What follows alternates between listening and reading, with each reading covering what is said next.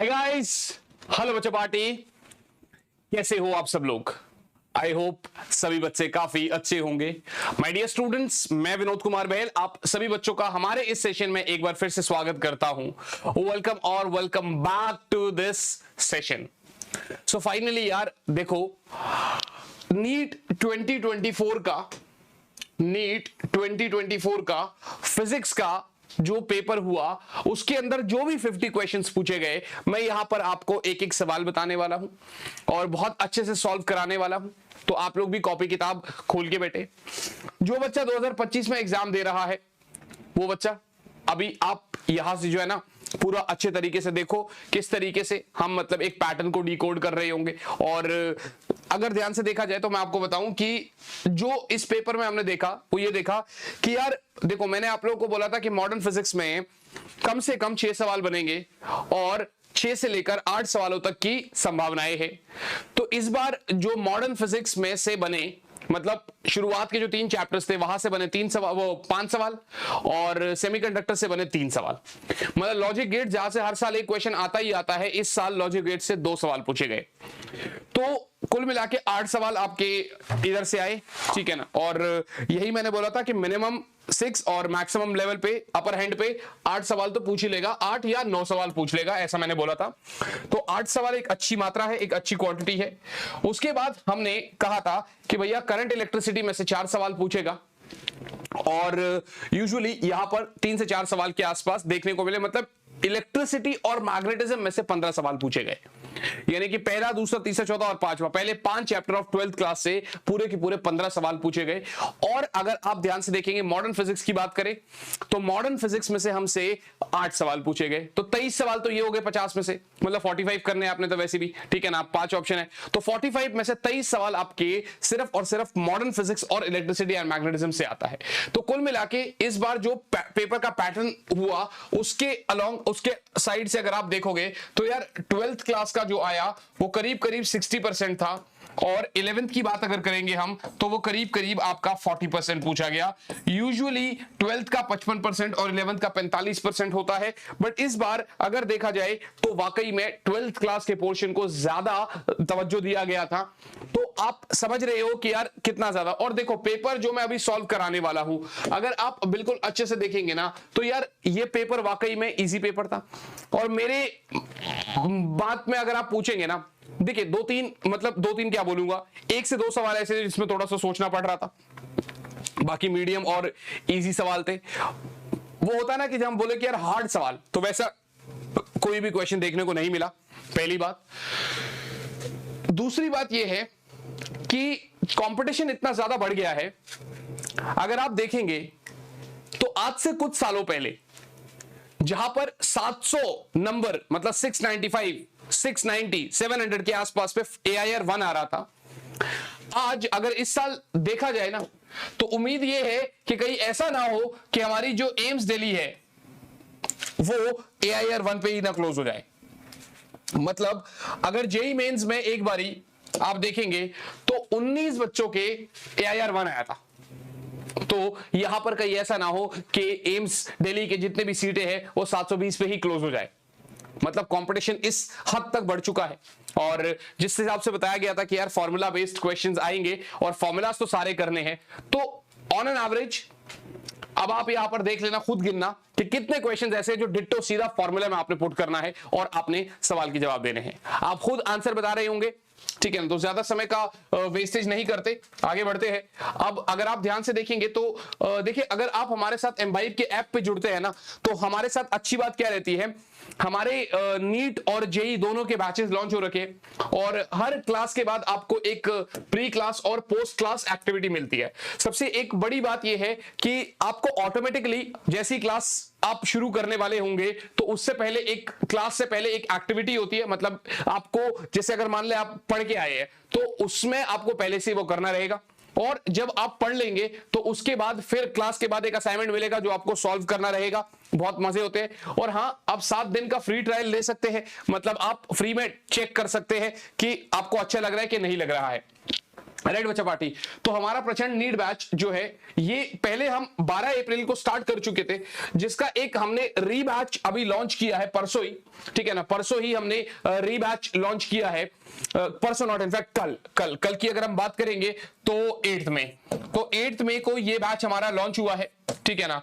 और इसमें पहली क्लास कल ओरिएंटेशन थी, ठीक है ना, और उसके बाद हाँ ठीक है 8th में नहीं, मैं अभी रात को रिकॉर्डिंग कर रहा हूं, ठीक है, so really sorry for this. हाँ अभी क्योंकि आज सुबह हो रही है 10 तारीख, ठीक है ना, तो 9 हाँ 8th को ये हुआ है, तो एक हिसाब से 9th को एक क्लास ऑलरेडी हो चुकी है, ठीक है ना, तो आप वो देख सकते हैं और आप ज्वाइन कर सकते हैं, लिंक सारा डिस्क्रिप्शन में आपको मिल जाएगा, ठीक है ना, बहुत नॉमिनल प्राइसेस पे है ये, तो आप इसको भी जरूर चेकआउट कर सकते हैं, राइट बच्चा पार्टी।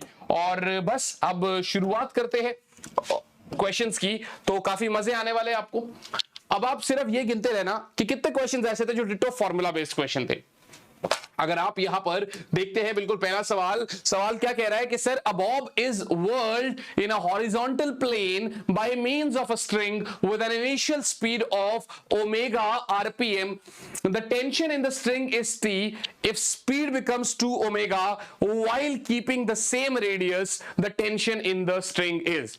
सो गाइस अगर आप टेंशन की बात करते हैं तो टेंशन आपका mg plus mr omega square होता है, पर यहां पर mg का कोई जिक्र नहीं है क्योंकि हॉरिजॉन्टल प्लेन है, तो आप mg हटा देंगे तो इधर सीधा सीधा टेंशन का जो फॉर्मूला आपका लगेगा बेटा, इधर सीधा सीधा जो आपका टेंशन का फॉर्मूला लगेगा वो लग जाएगा mr omega square, mr omega square. अब टेंशन का फॉर्मूला mr ओमेगा स्क्वायर है, वो कह रहा है सर मेरा ओमेगा डैश जो है वो बना 2 ओमेगा, तो जिसका मतलब टी डैश क्या हो जाएगा mr इंटू 2 ओमेगा का whole square which is 4 mr omega square which is 4t। So नया टेंशन बना 4 गुना।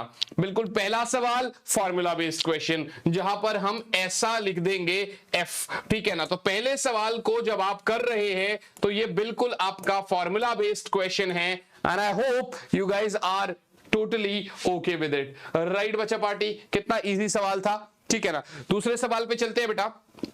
दूसरा सवाल हमसे क्या बोल रहा है, कह रहा है sir a particle moving with uniform speed in a circular path maintains, जरा ध्यान से देखिएगा, जरा ध्यान से देखिएगा, एक पार्टिकल जो है वो यूनिफॉर्म स्पीड के साथ सर्कुलर पाथ में मूव कर रहा है। यदि आप देखेंगे तो स्पीड यूनिफॉर्म है, बट यहां पर ध्यान से देखिएगा और ऑप्शन पढ़िएगा, बट पहले आप ये देख लीजिएगा कि हर एक पॉइंट पर वेलोसिटी जो है अपनी डायरेक्शन बदलती है, राइट बच्चा पार्टी, ठीक है ना। और एक्सेलरेशन जो है वो आपका सेंटर की तरफ होता है। क्या मेरी बात समझ में आ रही है, क्या मेरी बात समझ में आ रही है जी सर। तो आप यहां पर देखिएगा, बोल रहा कांस्टेंट वेलोसिटी के साथ, ये तो वैसे ही खत्म हो गया, ठीक है ना, और साथ ही साथ में यहां पर कांस्टेंट एक्सेलरेशन के साथ। यदि वेलोसिटी आपकी वैरी कर रही है, यदि आपकी वेलोसिटी वैरी कर रही है तो बड़ा ऑब्वियस सी बात है कि वो वेरिएंग एक्सेलरेशन होगा। यस और नॉट, यस और नॉट, यस और नॉट। क्या मेरी बात समझ में आ रही है कि नहीं आ रही है। तो आप यहां पर बहुत बेसिक सी बात में इतना कह सकते हैं कि सर जब एक पार्टिकल यूनिफॉर्म स्पीड में के साथ मूव कर रहा है सर्कुलर मोशन में, तो हर एक पॉइंट पर क्योंकि वेलोसिटी वेरी कर रही थी, तो आप ये कह सकते हैं कि sir varying velocity and varying acceleration. बहुत बेसिक सवाल था, बहुत ही निहायती बेसिक सवाल हमसे पूछता है। Let's move on to the next question बच्चे। लॉजिक गेट्स से आपको बोला गया था कि हमेशा सवाल आएगा, और जो लॉजिक गेट्स का सेशन देखना, ठीक है ना, लॉजिक गेट्स का 1.5 घंटे वाला सेशन देखना, और जो दोनों क्वेश्चंस आए हैं, दोनों ही के दोनों क्वेश्चंस आपके, इनफैक्ट मैं तीनों बोलूंगा, तीनों क्वेश्चंस उस सेशन से आए हैं। और क्या चाहते हो भाई, एक सेशन लिया लॉजिक गेट्स का और दोनों के दोनों सवाल आपके सेम, ऐसा भी नहीं कि कुछ चेंजेस, कुछ सेम वैल्यूज तक सेम, सब चीज सेम। ध्यान से देखिएगा, क्वेश्चन क्या बोल रहा है कि सर आपको एक ट्रूथ टेबल बना के दे रहा है और बोल रहा है sir the expression for the output y is, तो भैया y का ये जो एक्सप्रेशन है ये क्या होगा। बड़ी सिंपल सी बात है, पहले कह रहा है sir a dot B plus a complement, a dot B bar plus a का कॉम्प्लीमेंट, b का कॉम्प्लीमेंट और b। तो तो एक बार शुरुआत से करते हैं, बी से देखते हैं, डी से देखते हैं, ठीक है ना। यहां पर आप देखो बी तो नहीं है, खत्म हो गया। बी का कॉम्प्लीमेंट देखते हैं, यदि ये 0 है तो उसका कॉम्प्लीमेंट 1 आएगा, सही है। यदि ये 0 है तो उसका कॉम्प्लीमेंट 1 आएगा। 1 का कॉम्प्लीमेंट 0, 0 का कॉम्प्लीमेंट 1, 1 का कॉम्प्लीमेंट 0। क्योंकि हमारा सही हो गया, हम पहले, बड़ा ऑब्वियस सी बात है यार, स्मार्टली तो यही काम करेंगे ना कि जो छोटा होगा उसको कर लेंगे। नहीं होता तो ये दोनों गलत हो जाते, फिर इन दोनों में से किसी को करना पड़ता, राइट बच्चे पार्टी। फिर हमें देखना पड़ता कि हाँ किस तरीके से a डॉट बी आपका 0 होता है, फिर उसके साथ 0 के साथ आपका इसका कॉम्प्लीमेंट 1, ठीक है ना। फिर हमें ये पूरा सॉल्व करके देखना पड़ता, बट अभी रिक्वायरमेंट ही नहीं पड़ी, बहुत बेसिक सा सवाल था, एक मतलब 15 सेकंड के अंदर अंदर हो जाने वाला था, आपकी अवेयरनेस को चेक कर रहा था। ये सवाल है सोलिनॉइड वाला था यार, ठीक है ना। अब इसमें यहां पर डायग्राम नहीं दे रखा है, अदरवाइज कुछ इस तरीके से था कि एक कॉइल और दोनों कॉइल्स को आपस में इधर लेकर आ रहा था। तो क्योंकि वो लेकर आता है, तो अगर मान लेते हैं कि इधर को आपका एक साइड को अगर आपका नॉर्थ साउथ है फॉर एन एग्जांपल, ठीक है ना, तो अगर वो लेकर आता है तो क्या करता है वो रिपल्शन, मतलब क्या होगा कि वो ये जैसे मतलब अगर लेकर जाएगा एक को, अगर पास लेकर जाएगा तो वो रिपेल होगा, और दूर लेकर जाएगा तो वो इसको अट्रैक्ट करने की कोशिश करेगा, राइट। तो जब अट्रैक्ट करने की कोशिश करता है तो ऑपोजिट पोल बनाता है, और जब रिपेल करने की कोशिश करता है तो वो सेम पोल बनाता है। तो इसको देख लेना, इसका मैं आंसर यहां पर रिप्रेजेंट कर देता हूं आपके सामने, ठीक है ना। तो इसको आप पहले देख लेना, नहीं समझ में आए तो इसके लिए एक अलग से हम वीडियो बना देंगे। So A B and D C was the correct answer, ठीक है ना। सो मूविंग अहेड बच्चा, अगले सवाल पे बढ़ते हैं। अगला सवाल हमसे क्या कह रहा है कि सर ध्यान से देखिएगा, given below are the two statements, one is labeled as given below are the two statements बेटा, ठीक है ना। नीचे जो दे रखा है हमें 2 स्टेटमेंट्स दे रखे हैं, और इसमें हमसे क्या बोल रहा है वो, इसमें हमसे क्या बोल रहा है वो कि sir the potential at any axial point at 2 meter distance from the center of the dipole of dipole moment p of magnitude इतना is इतना। अच्छा, तो यार आप v एक्शन निकाल लो, पहले तो आप v एक्शन निकाल लो, और वो होता है kp/r²। बात समझ में आ रही है। इलेक्ट्रिक फील्ड नहीं है, ध्यान देना, इलेक्ट्रिक पोटेंशियल की बात पूछ रहा है सर। 9 × 10 की पावर 9। पी की बात करें तो q × 12, क्या डायपोल मोमेंट दे रखा है? बिल्कुल दे रखा है सर, 4 × 10 की पावर -6, ठीक है जी, हाँ सर। और नीचे क्या दे रखा है? डिस्टेंस 2 मीटर, तो r² मतलब 2 × 2 सर, 2 दूने 4 कट जाएगा, ये बचा 9 × 10 की पावर 3। और यहां पर कह रहा है कि सर आपका पोटेंशियल इस प्लस माइनस इतना, तो सर असर्शन तो ट्रू आ रहा है, सर असर्शन तो आपका ट्रू आ रहा है, ठीक है जी। हमने वी एक्शन निकाला, देखा, और असर्शन हमारा ट्रू आ रहा है। यहां से इसने बोला रीजन की बात करेंगे तो v जो है वो प्लस माइनस, देखिए 2kp/r² दे रहा है, v को कह रहा है plus minus 2kp/r², which is wrong, जो कि खुद में ही फॉर्मूला ही गलत हो गया, तो ये आपका फॉल्स हो गया, राइट बच्चे। तो अब स्टेटमेंट देखो, बोला both a and b are true, तो ये तो गलत हो गया भैया, दोनों ट्रू तो नहीं हो सकते। बोला sir both a and r are true, अच्छा ठीक है कोई बात नहीं। Assertion is true but reason is false, ये लीजिए भैया, तो असर्शन ट्रू है बट रीजन आपका फॉल्स है, so C is the correct answer, so C is the correct answer. क्या मेरी बात समझ में आ गई? तो ये रहा था आपका 5वां सवाल, और बहुत आसानी के साथ हमने 5वें सवाल को भी कर दिया, ठीक है ना। छठा सवाल क्या बोल रहा है कि sir match list 1 with list 2, तो लिस्ट 1 को लिस्ट 2 के साथ मैच करिए। अब ये मैच द फॉलोइंग वाला एक क्वेश्चन तो आता ही आता है, ठीक है ना, और इसके अंदर आपको थोड़ा सा ना, देखिए जब भी मैच दी कॉलम वाले कॉन्सेप्ट आते हैं ना, तो वहां पर थोड़ा सा अवेयरनेस और स्मार्टनेस दिखानी पड़ती है। और यहां पर अगर आप देखेंगे तो पहला बोल रहा है डायमैग्नेटिक, दूसरा बोल रहा है फेरोमैग्नेटिक, तीसरा बोल रहा है पैरामैग्नेटिक, और चौथा बोल रहा है नॉन मैग्नेटिक। यहां पर ये जो -1 दे रखा है, तो आपको पता है कि जो ससेप्टिबिलिटी है वो सिर्फ और सिर्फ डायमैग्नेटिक की ही -1 होती है, राइट बच्चा पार्टी।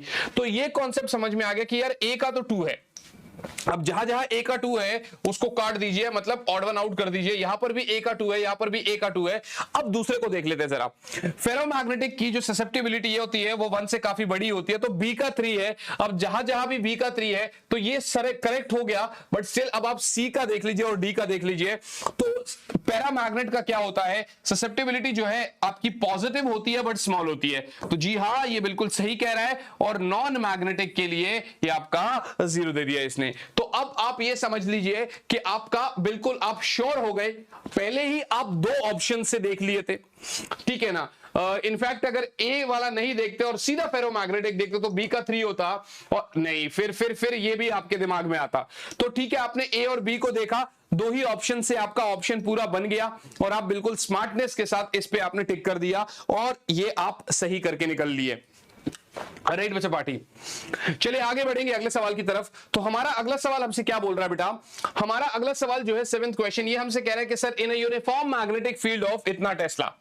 जब भी क्वेश्चन देता है तो पहले आप गिवन लिख लो, ठीक है ना, क्योंकि कभी कभार ऐसा होता है कि क्वेश्चन में वैल्यूज दे रखी होती है बट उसका कोई काम नहीं होता है, बट स्टिल हम लिख लेंगे। कह रहा है सर इतना यूनिफॉर्म मैग्नेटिक फील्ड में magnetic needle performs 20 complete oscillations in 5 second. अब यहां पर बच्चे को गड़बड़ आ जाती है, 20 कंप्लीट ऑसिलेशंस को 5 सेकंड में कर रहा है, 20 कंप्लीट ऑसिलेशंस को 5 सेकंड में कर रहा है, तो 1 सेकंड में भैया कितने ऑसिलेशंस कर रहा है, 4 ऑसिलेशंस कर रहा है। 1 सेकंड में बेटा 4 ऑसिलेशंस कर रहा है, इसका मतलब एक ऑसिलेशन का जो टाइम होता है उसी को टाइम पीरियड कहते हैं। तो भैया एक ऑसिलेशन जो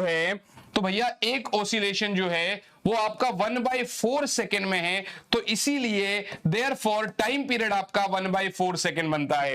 क्या मेरी बात समझ में आ रही है? तो यहां पर बच्चा अक्सर गड़बड़ करता है, ये गड़बड़ आप अगली बार नहीं करेंगे। सर 20 ऑसिलेशन अगर 5 सेकंड में है तो 1 सेकंड में आपका 4 ऑसिलेशन हो गए, इसका मतलब एक ऑसिलेशन का जो आपका समय होता है उसको हम टाइम पीरियड बोलते हैं। तो टाइम पीरियड आपका 1/4 सेकंड आ रहा है, टाइम पीरियड आपका 1/4 सेकंड आ रहा है। बोला सर मोमेंट ऑफ इनर्शिया, चलिए आई भी दे दिया उसने, 9.8 इंटू 10 की पावर -6, ठीक है ना, केजी मीटर स्क्वायर। और आगे कह रहा है सर अगर मैग्नेटिक मोमेंट का फॉर्मूला भी दे रखा है, मानी m दे रखा है x इंटू 10 की पावर -5, ठीक है ना, ये दे दिया इसने। अब x की वैल्यू पूछ रहा है। यदि आप ध्यान से देखेंगे तो आपको फॉर्मूला पता होना चाहिए, this is 2 pi under root I by M B. सही है, सही है बच्चे। अब एक बात बताइए, जरा पीछे पे आते हैं। अभी तक अगर आप देखेंगे जो न्यूमेरिकल वाली बात पूछी गई है, जरा बात को समझिएगा। जो न्यूमेरिकल वाली बात पूछी गई है, देखिए लॉजिक गेट्स है, ठीक है ना। पहला सवाल बिल्कुल फॉर्मूला बेस्ड था जी sir, T is equal to mr omega square, ठीक है। इस सवाल में अगर आपको फॉर्मूला नहीं पता होता तो आप गलत कर देते। तो फॉर्मूले की क्या नीड है वो चीज बता रहा हूं, और कोई ऐसा नहीं है कि भाई कॉम्प्लिकेटेड है, क्या है क्या नहीं है। थियरी 2 मिनट छोड़ दो, फॉर्मूले की बात करते हैं। ये डिट्टो फॉर्मूला बेस्ड क्वेश्चन है। टाइम पीरियड की जगह आप 1/4 लिख देंगे जी सर। इधर आपका 2 पाई आ रहा है, रूट के अंदर आप आई डाल देंगे। आई क्या है, 9.8 इंटू 10 की पावर -6 जी सर, ठीक है जी, बहुत सही बहुत सही। और नीचे में मैग्नेटिक मोमेंट डाल रहे हैं which is x into 10 की पावर -5। उसके बाद अगर आप देखेंगे तो मैग्नेटिक फील्ड क्या आ रहा है, 0.049। तो मैग्नेटिक फील्ड क्या आ रहा है, 0.049। तो एक काम करो, स्क्वायर कर दो इसको, तो ये हो जाएगा आपका 1/16, ठीक है ना, बराबर ये हो जाएगा 4 पाई स्क्वायर, ठीक है ना, इंटू 9.8 इंटू 10 की power -6 divided by x into 0.049 into 10 की पावर -5। ये भी ठीक है यार। आपको तो x सही है, x सामने भेजिएगा, तो x बराबर बेटा 16 को सामने भेजिएगा 4 पाई स्क्वायर इंटू 9.8 इंटू 10 की power -6 into 16 divided by 0.049 into 10 की पावर -5। सही है, क्योंकि इधर बार बार हर जगह पाई स्क्वायर है तो इसलिए मैं पाई को कोई कैलकुलेशन के साथ नहीं काट रहा, पाई को नहीं देख रहा मैं। सर एक पॉइंट से ये एक पॉइंट हटा दीजिए और 2 पॉइंट और ऊपर भेज के 100 से मल्टीप्लाई कर दीजिए, इसको 100 से मल्टीप्लाई कर दीजिए। तो सर 49 से, ठीक है ना, 98 का ये 2 हो जाएगा, ठीक है ना, ये 2 हो जाएगा। तो फाइनली आपको मिल रहा है 4 2 8 इंटू 16, तो 8 इंटू 16 मिल जाता है हमें। और पाई स्क्वायर तो अलग से है ही है, इंटू बेटा 10 की पावर -6 और 2 तो -4 हो गया, ठीक है ना, -4 हो गया और +5 तो सिर्फ 10 बच गया। तो ये अब 8 चिक 48, 8 एकम 8, यानी 128 और 0 तो 1280 पाई स्क्वायर, यानी कि 1280 पाई स्क्वायर आपका करेक्ट आंसर बनता है। थोड़ा सा कैलकुलेशन जरूर था इसके अंदर, लेकिन सवाल बहुत आसान था क्योंकि सारी चीजें आपको सिर्फ फॉर्मूले में पुट करनी थी। भले ही थोड़ा सा कैलकुलेशंस था इसके अंदर, लेकिन क्वेश्चन बहुत इजी था और आप इजीली इसको कर सकते थे, और आप इजीली इसको कर सकते थे।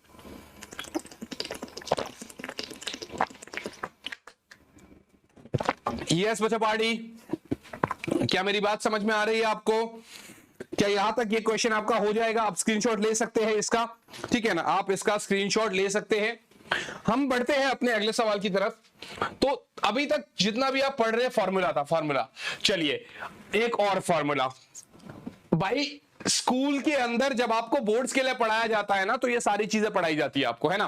तो अभी तक ऐसा कोई भी चीज नहीं आया जो आप स्कूल में जब बोर्ड्स के लिए पढ़ रहे थे और उससे कोई टफ चीज पूछी गई हो। अभी तक कोई ऐसा क्वेश्चन आया है तो बताना जरा, अगर आप अग्री करते हैं तो। सर आइडियल ट्रांसफॉर्मेशन में टर्न्स का रेशियो आपका दे रखा है, मानी NP/NS दे रखा है ना। अब यहां पे आपसे VS/VP पूछ रहा है। भाई अगर तुम्हें पता हो तो स्टेप अप ट्रांसफॉर्मर और स्टेप डाउन ट्रांसफॉर्मर जब कराया जाता है तो आपको बोलता है कि स्टेप अप में आउटपुट वोल्टेज ज्यादा होती है और एक्चुअल में voltage is directly proportional to the number of turns. देख के ही आप कैसे पहचान सकते हैं किसी भी ट्रांसफॉर्मर को उसके नंबर ऑफ टर्न्स को देखकर। तो आपको ये बात जब डायरेक्टली प्रोपोर्शनल हो गया तो सर NP/NS तो VP/VS हो गया। सर NP/NS तो VP/VS हो गया। यदि VP/VS 1/2 हो गया तो सर VS/VP रेसिप्रोकल नहीं हो जाएगा, तो सर ये आपका 2:1 नहीं हो जाएगा। बोलिए आया ना, बोलिए बच्चा आया ना। सर अगर NP/NS 1/2 है तो क्या VS/VP आपका 2:1 नहीं हो जाएगा? हाँ सर क्यों नहीं हो जाएगा, बिल्कुल सही बात है। तो ये था आपका एक और सवाल, तो सर ये था हमारा एक और सवाल। चलिए कोई बात नहीं, बढ़ते हैं अगले सवाल की तरफ। हमारा अगला सवाल क्या बोल रहा है हमसे, हमारा अगला सवाल क्या बोल रहा है, ये देखिए वर्नियर कैलिपर या स्क्रू गॉज। देखिए ये इतिहास गवाह है कि यार आपका वर्नियर कैलिपर या स्क्रू गॉज पे एक ना एक सवाल तो आता ही है। अब ये थोड़ा सा आपके लिए मुश्किल हो जाता है उन बच्चों के लिए जिन्होंने सिर्फ बोर्ड्स की तैयारी करी होती है और एकदम से ये पेपर दे देते हैं, क्योंकि ये स्कूल में आपको नहीं कराया जाता, एक्सपेरिमेंट में कराया जाता, लेकिन बच्चे उसको उतना सीरियसली नहीं लेते हैं। बट यहां से सवाल, तो आप ये समझ लीजिए कि ये कितना ज्यादा इंपॉर्टेंट है, ये आपको समझ में आ ही गया होगा। चलिए सवाल को पढ़ते हैं, क्या बोल रहा है, कह रहा है sir in a vernier callipers N+1 divisions of vernier scale coincide with N divisions of main scale. बोला सर सवाल को पढ़िएगा और देखिए स्टेप बाय स्टेप खुद होता चलेगा, आपको कुछ नहीं करना है, बस आप पढ़ लीजिए। क्या बोल रहा है सर N+1, अच्छा जी, डिविजन्स ऑफ वर्नियर स्केल, ठीक है, वर्नियर स्केल डिवीजन कोइंसाइड कर रहा है किसके साथ भैया, N divisions of main scale division. सही है भैया, हाँ या ना। तो एक वर्नियर स्केल डिवीजन की बात करी जाए तो वो N/N+1 into main scale division हो जाएगा। हाँ सर बिल्कुल। अच्छा चलिए कोई बात नहीं। बोला सर 1 MSD 0.1 mm है तो वर्नियर कांस्टेंट क्या होगा। तो भैया आपको पता है लीस्ट काउंट क्या होता है, लीस्ट काउंट आपका ये क्या कहता है main scale division minus vernier scale division होता है। हाँ सर, तो ये MSD ठीक है ना माइनस ये N/N+1 MSD हो गया। राइट बच्चा पार्टी। सर MSD कॉमन ले लीजिए तो यहां पर आपका क्या रहेगा 1 - N/N+1। सही है, यही तो लीस्ट काउंट है आपका। चलिए कोई बात नहीं सर, लीस्ट काउंट बराबर सर MSD तो कॉमन है ही है मेरा, सर MSD तो कॉमन है ही है मेरा, N+1 एलसीएम लेकर N+1 माइनस N बटे में N+1। सर N से N कट जाएगा, सर N से N कट जाएगा तो आपको क्या मिल रहा है, लीस्ट काउंट बराबर 1/N+1 इंटू MSD।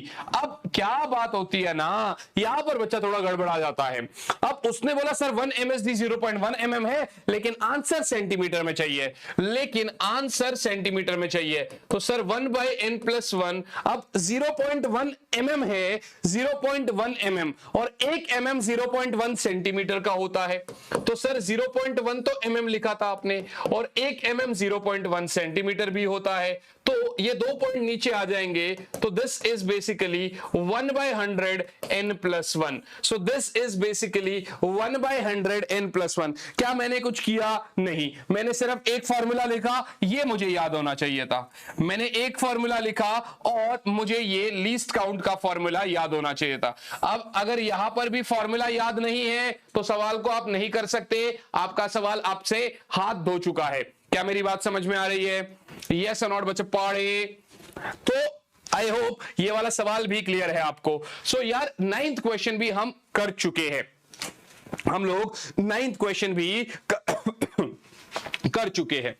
अगर मैं आगे बढ़ता हूं बेटा, तो 10वें सवाल की तरफ चलते हैं, और 10वां सवाल क्या बोल रहा है? A horizontal force 10 Newton is applied to a block as shown in figure. The mass of blocks A and B are 2 kg and 3 kg. तो ये वाला जो ब्लॉक है 2 किलो का है, ये वाला ब्लॉक 3 किलो का है। The blocks slide over a frictionless surface, frictionless surface पे स्लाइड कर रहे हैं। Force exerted by block A on block B is, तो ब्लॉक A वाला जो है वो ब्लॉक B वाले के ऊपर कितना फोर्स लगा रहा है? तो आप जरा ध्यान से देखिएगा, बच्चे, बड़ी सिंपल सी बात हो रही है। यहां पर जो है तो F is equals to ma की बात करी जाए तो 10 न्यूटन का पूरा सिस्टम को अगर इसको एज अ सिस्टम मान लेंगे 5a, तो एक्सेलरेशन हुआ 2 मीटर पर सेकेंड स्क्वायर। राइट बच्चा पार्टी? तो एक्सेलरेशन हुआ 2 मीटर पर second square. I hope this is very clear. तो सर ये फोर्स लगाए या ये फोर्स लगाए, ये नॉर्मल वाला फोर्स है ना? तो आप क्या कह सकते हैं सर, एफबीडी बनाकर सपोर्टिंग फोर्स में से अगर अपोजिंग फोर्स हटाएंगे तो एमए के बराबर हो जाएगा। सर सपोर्ट जो एक्सेलरेशन को सपोर्ट कर रहा है बोले तो 10 माइनस अपोजिंग फोर्स ही तो निकालना है, बराबर 2 इंटू आपका ए हो गया 2, तो आपका अपोजिंग फोर्स बनता है बेटा 6 न्यूटन। इसका मतलब बी वाला ए के ऊपर या ए वाला जो बी के ऊपर फोर्स लगा रहा है वो आपका 6 न्यूटन है, वो आपका 6 न्यूटन आ रहा है। क्या मेरी बात समझ में आ रही है? क्या मेरी बात समझ में आ रही है बेटा? हाँ जी बच्चा पार्टी, इक्वल एंड ऑपोजिट होता है ना यार, इक्वल एंड ऑपोजिट होता है ना बेटा, ठीक है ना? तो ये आपका बहुत बेसिक सवाल था। If x is 5 sin 5t plus pi by 3 represent the motion of a particle executing simple harmonic motion, the amplitude and time period of the motion respectively।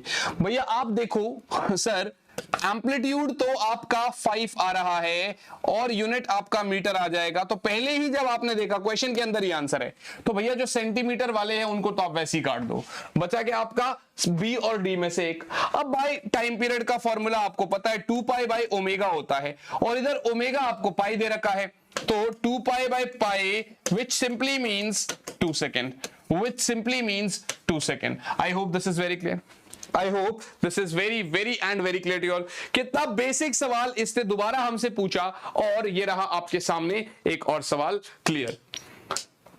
Got it guys? सही है, सही है, सही है।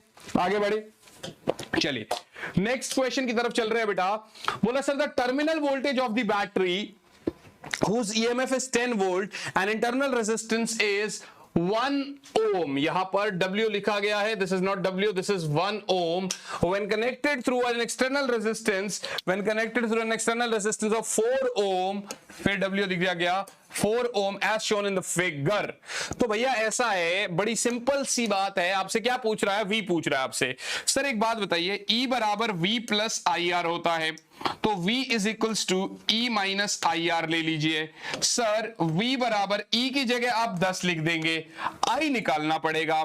Sir I बराबर क्या निकलेगा?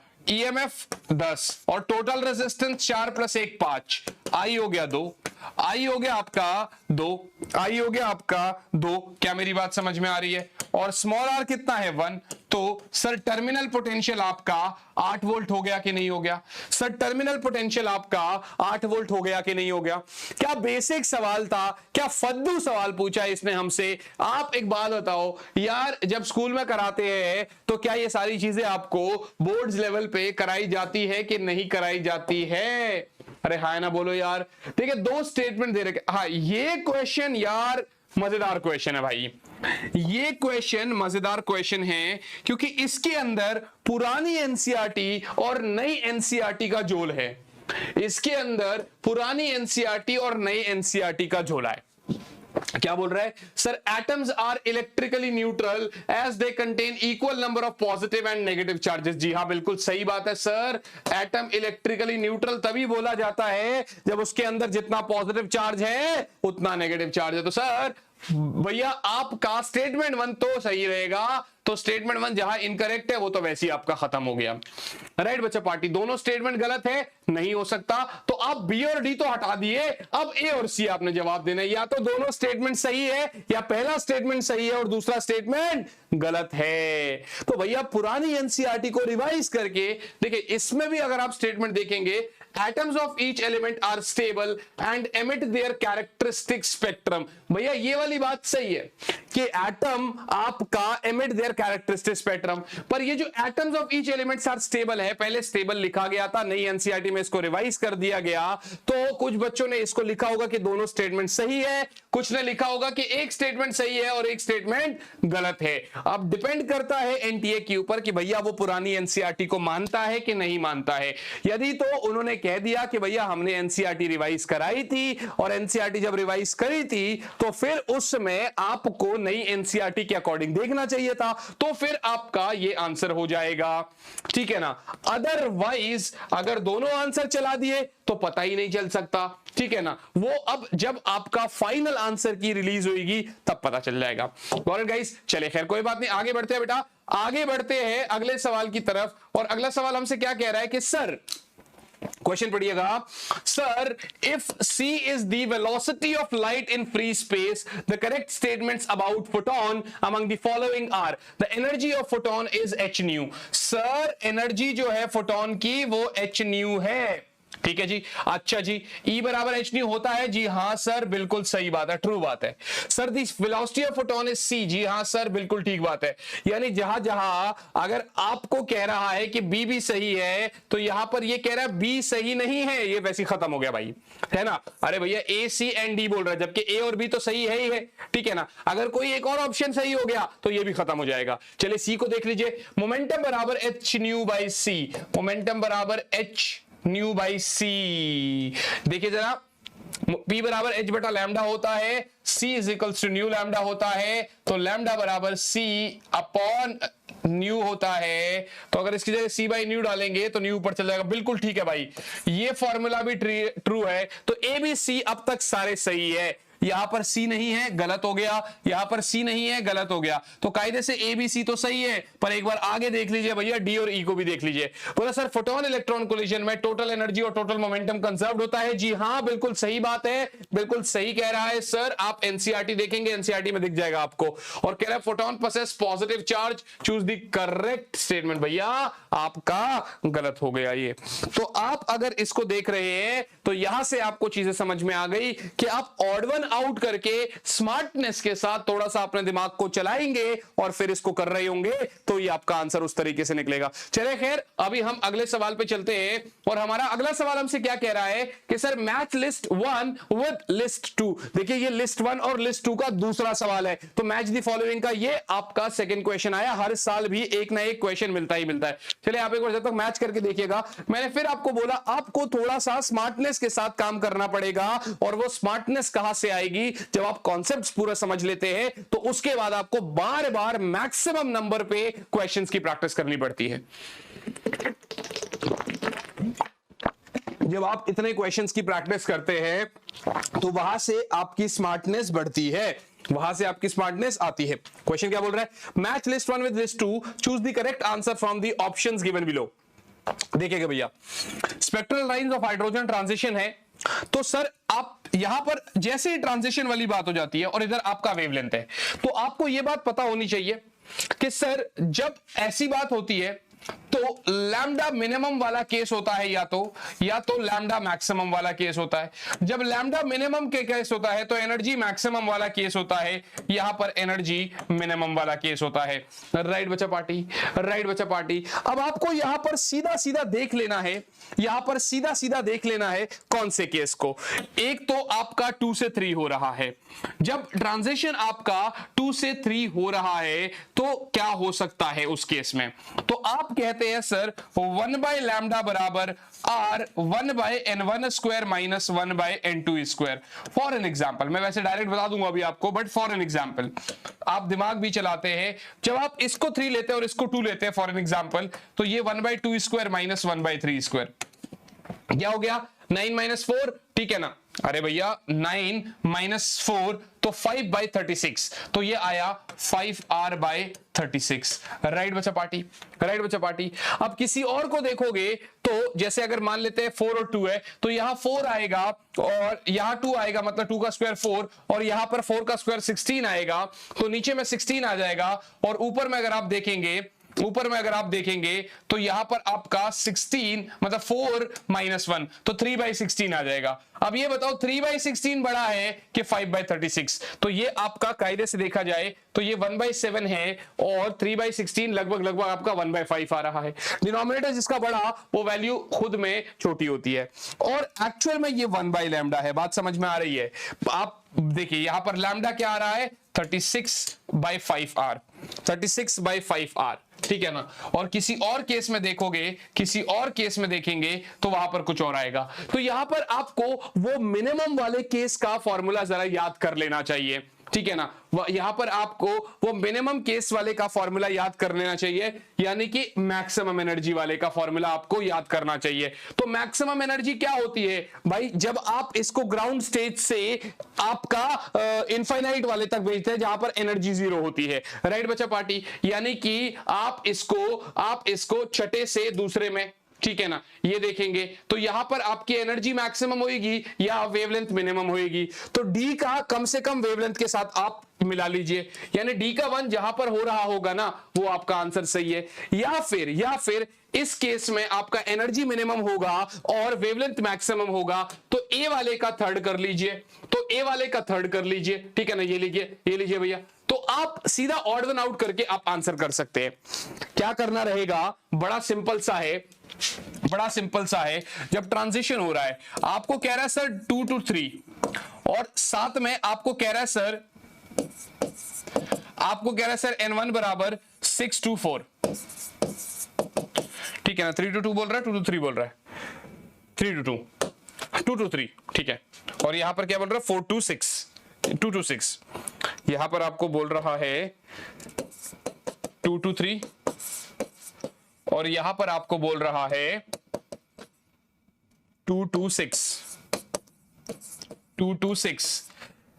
यहां पर क्या हो रहा है? सेकंड से थर्ड में जा रहा है, और यहां पर सेकंड से सिक्स्थ में जा रहा है।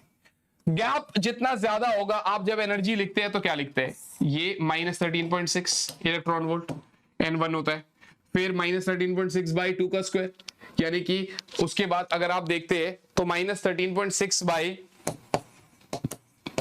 4 है ना, ठीक है ना? उसके बाद अगर आप देखेंगे मतलब -3.4 इलेक्ट्रॉन वोल्ट लिख लो आप इसको। उसके बाद आप देखते हैं तो -13.6 by 9 which is -1.85 electron volt. तो ऐसे ही आप चलते जाओगे, ठीक है ना? अब इसमें क्या कह रहा है? 2 to 3 भेज रहा है। तो जब आप यहां से यहां पर गैप देखेंगे एनर्जी का, तो आपको कम एनर्जी का गैप दिखेगा। कम एनर्जी का गैप मानी एनर्जी मिनिमम या वेवलेंथ मैक्सिमम, बड़ा ऑब्वियस सी बात। या एनर्जी गैप ज्यादा है तो मैक्सिमम एनर्जी या मिनिमम वेवलेंथ। बस इन दोनों को आपने मैच करना था, आपका आंसर सही आना था। तो 2 से 3 वाले में जब आपने देखा तो आपको क्या था? Minimum energy maximum wavelength. भैया ए वाले के साथ 3 होना चाहिए था। ए वाले के साथ 3 आपका सिर्फ एक ही ऑप्शन में, या डी वाले के साथ 1। आप मिनिमम या मैक्सिमम वाला कर लो, वहां से आपका पूरा का पूरा आंसर आपके हाथ में है। Got it guys? क्लियर है? आगे बढ़ते हैं, आगे बढ़ते हैं सर, अगले सवाल की तरफ चलते हैं। अगला सवाल क्या कह रहा है? Tightly wound 100 turns coil of radius 10 centimetre. अच्छा, नंबर ऑफ टर्न्स दे रखा है 100 और साथ ही साथ में रेडियस दे रखा है 10 centimetre, carries a current of 7 ampere. Sir current आपका 7 एम्पेयर है, तो magnetic field at the centre of the coil पूछ रहा है भैया। तो sir magnetic field at the centre क्या होता है? Mu naught into I by 2r होता है, बट क्योंकि नंबर ऑफ टर्न्स है तो उससे मल्टीप्लाई करना पड़ेगा। जी सर, सर म्यू नॉट की वैल्यू इसने 4.10⁻⁻7 हमें दे रखी है, बिल्कुल सही है सर। करंट की वैल्यू 7 हो गई, साथ ही साथ में 2, आर की वैल्यू आपका 10 सेंटीमीटर है, तो आप लिखेंगे 10 इंटू 10⁻⁻2 और 100 टन है, तो ये हो जाएगा सर 2 से 2 कट जाएगा, 2 से 2 कट जाएगा, ठीक है ना। और पाई की जगह 22/7 कर लो, तो 2 इंटू 22/7 इंटू 7 इंटू 10⁻⁻7 -5, और ये आपका एक तो +1 हो जाएगा। तो सर 7 से 7 कटा तो 44 इंटू 10⁻⁻4 या फिर 4.4 इंटू 10⁻⁻3 टेस्ला, जिसको आप कह सकते हैं 4.4 मिली टेस्ला, जिसको आप कह सकते हैं भैया 4.4 मिली टेस्ला, जिसको आप कह सकते हैं सर 4.4 मिली टेस्ला। जय माता दी। क्या मेरी बात समझ में आ गई? बस सीधा क्या करना था, फॉर्मूला ही तो लगाना था। आप एक बात बताओ, ये क्या बेसिक फॉर्मूला नहीं था? क्या इसमें आपको कुछ बहुत ज्यादा अलग से कुछ करना था? नहीं तो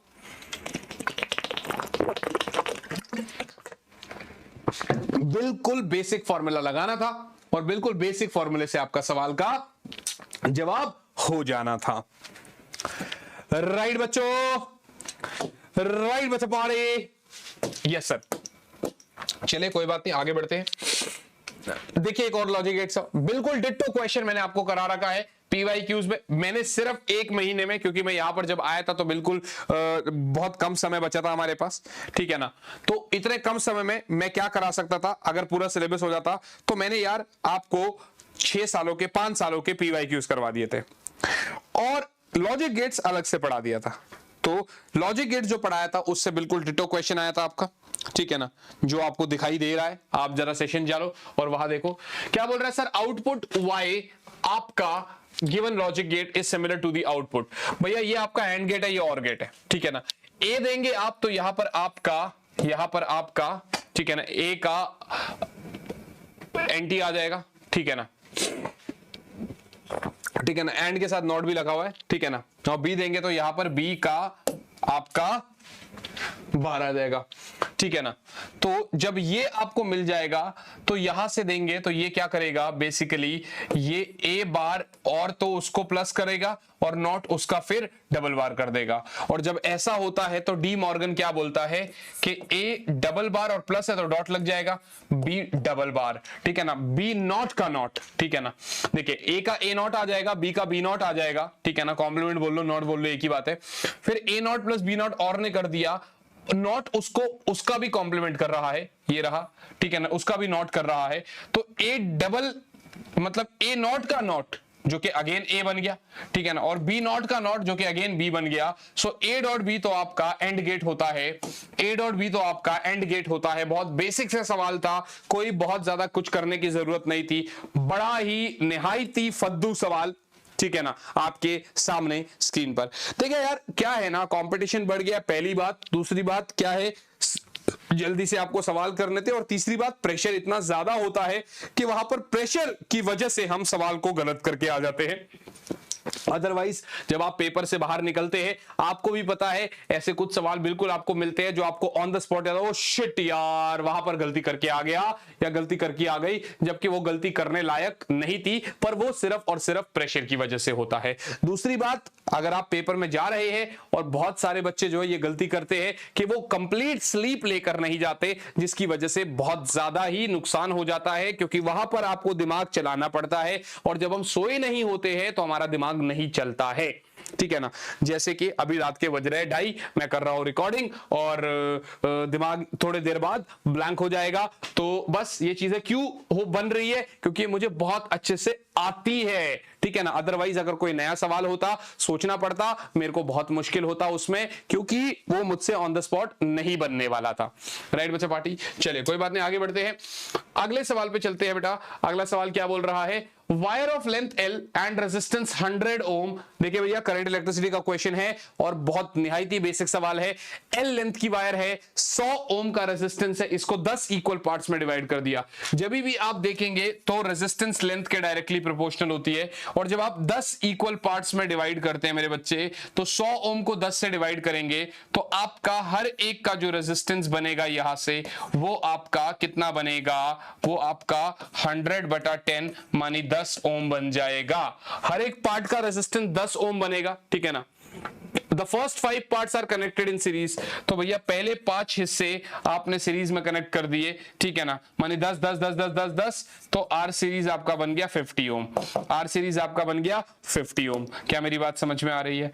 और आगे क्या बोल रहा है कि सर जो बाकी 5 पार्ट्स है वो आपने पैरेलल में कनेक्ट कर दिए। तो पहली कहानी ये हो गई। दूसरी कहानी, जो बाकी 5 पार्ट्स है उनका जो आर पैरेलल होगा वो कितना आएगा भैया, 10 को पैरेलल में तो R/N होता है, 10/5 हो गया 2 ओम, सही है। और आगे बोल रहा है सर फिर अब आपने इन दोनों कॉम्बिनेशंस को सीरीज में लगा दिया, मानी अब जो 5 का सीरीज आया था 50 और जो 5 का पैरेलल आया था 2, आपने इनको लगा दिया सीरीज में, आपने इनको लगा दिया सीरीज में। तो अब आपका जो आर इक्विवेलेंट बना वो 50 + 2 बना 52, 50 + 2 बना 52 ओम, कितना बना 52 ओम बन गया। 50 + 2 आपका बनता है 52 ओम। क्या मेरी बात समझ में आ रही है? क्या यहां तक की कहानी आप सभी बच्चों को क्लियर है बेटा? से यस बच्चा पार्टी, यस और नॉट। क्या यहां तक की कहानी सभी बच्चों को क्लियर है? प्लीज नोट दिस डाउन, आगे बढ़ते हैं अगले सवाल पे। यहां तक नोट कर लीजिएगा, फिर बढ़ेंगे आपके अगले सवाल की तरफ, ठीक है ना। तो ये आपका हो गया। अब बढ़ते हैं बेटा अगले सवाल की तरफ। तो अगला सवाल हमसे क्या कह रहा है, देखिए बहुत सारे बच्चों को ऐसा लग रहा होगा, ये सोडी-फजान रूल के आसपास आ जाता है ना, कि रेडियोएक्टिव डिलीटेड है, फिर ये क्यों दे दिया, ये क्या है। ये बड़ा बेसिक सा न्यूक्लियर एमिशन है। मैंने जब बोर्ड्स में पढ़ाया था ना, तो तब भी ये पढ़ा दिया था कि यार कहीं ऐसा ना हो कि पेपर में आ जाए। नॉर्मल सा ये आपका काउंट होता है। तो अब ये एनटीए पर डिपेंड करता है, अगर उसने इसको ग्रेस मार्क्स में बना दिया तो एक अलग बात है, अदरवाइज नहीं भी बनाएगा तो कोई गलत नहीं साबित होगा। तो आपको ये पता होना चाहिए, ठीक है ना। जिसके अंदर ये क्या बोल रहा है कि सर ओके नीचे में तो क्या दे रखा है, क्वेश्चन थोड़ा सा अलग सा हो गया। तो ये B2 नहीं था एक्चुअली, ये 82 था ऐसे करके। तो ये कुछ ऐसा बन रहा था 290, और ये आई गेस 82 था। हाँ बिल्कुल सही बात है। जब इससे आप अल्फा पार्टिकल निकालते हैं, ठीक है ना, तो ये y बनता है। तो अल्फा में a आपका 4 से माइनस हो जाता है तो 286 हो गया, और z आपका 2 से माइनस हो जाता है तो ये 80 हो गया, ठीक है ना। और फिर यहां से निकला था पॉजिट्रॉन, ठीक है ना, यहां से निकला था पॉजिट्रॉन। और ये जो पॉजिट्रॉन निकल रहा है तो इसमें क्या होता है भैया, मास नंबर सेम रहता है, ठीक है ना, मास नंबर आपका सेम रहता है और ये डिक्रीजेस बाय 1 हो जाता है, ठीक है ना। तो ये 79 हो गया। फिर उसके बाद आपका, फिर उसके बाद यहां से बीटा नेगेटिव निकला था। और बीटा नेगेटिव क्या करता है बेटा, बीटा नेगेटिव क्या करता है, वो आपका ये सेम रहता है और ये इंक्रीजेस बाय 1 करता है। और फिर उसके बाद आपका इलेक्ट्रॉन निकला है, विच सिंपली मींस कि उसका मास नंबर सेम रहेगा। बीटा नेगेटिव बोलो इलेक्ट्रॉन बोल लो एक ही बात है, तो ये भी 81 ही रहेगा। तो इसका मतलब सर नीचे वाला 81 हो गया, ऊपर वाला 286 हो गया, और D is the correct answer, and D is the correct answer. आपको बेसिकली पता होना चाहिए कि कौन एमिट हो रहा है तो उसका क्या मतलब है, कौन अगर बाहर निकल रहा है तो what is the meaning of that, कौन सा चीज बाहर निकल रहा है तो उसका क्या मतलब है, ये बेसिकली आपको पता रहना चाहिए।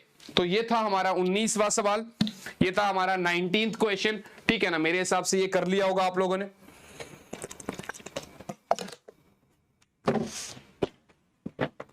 राइट बच्चा पार्टी, चले आगे बढ़ेंगे।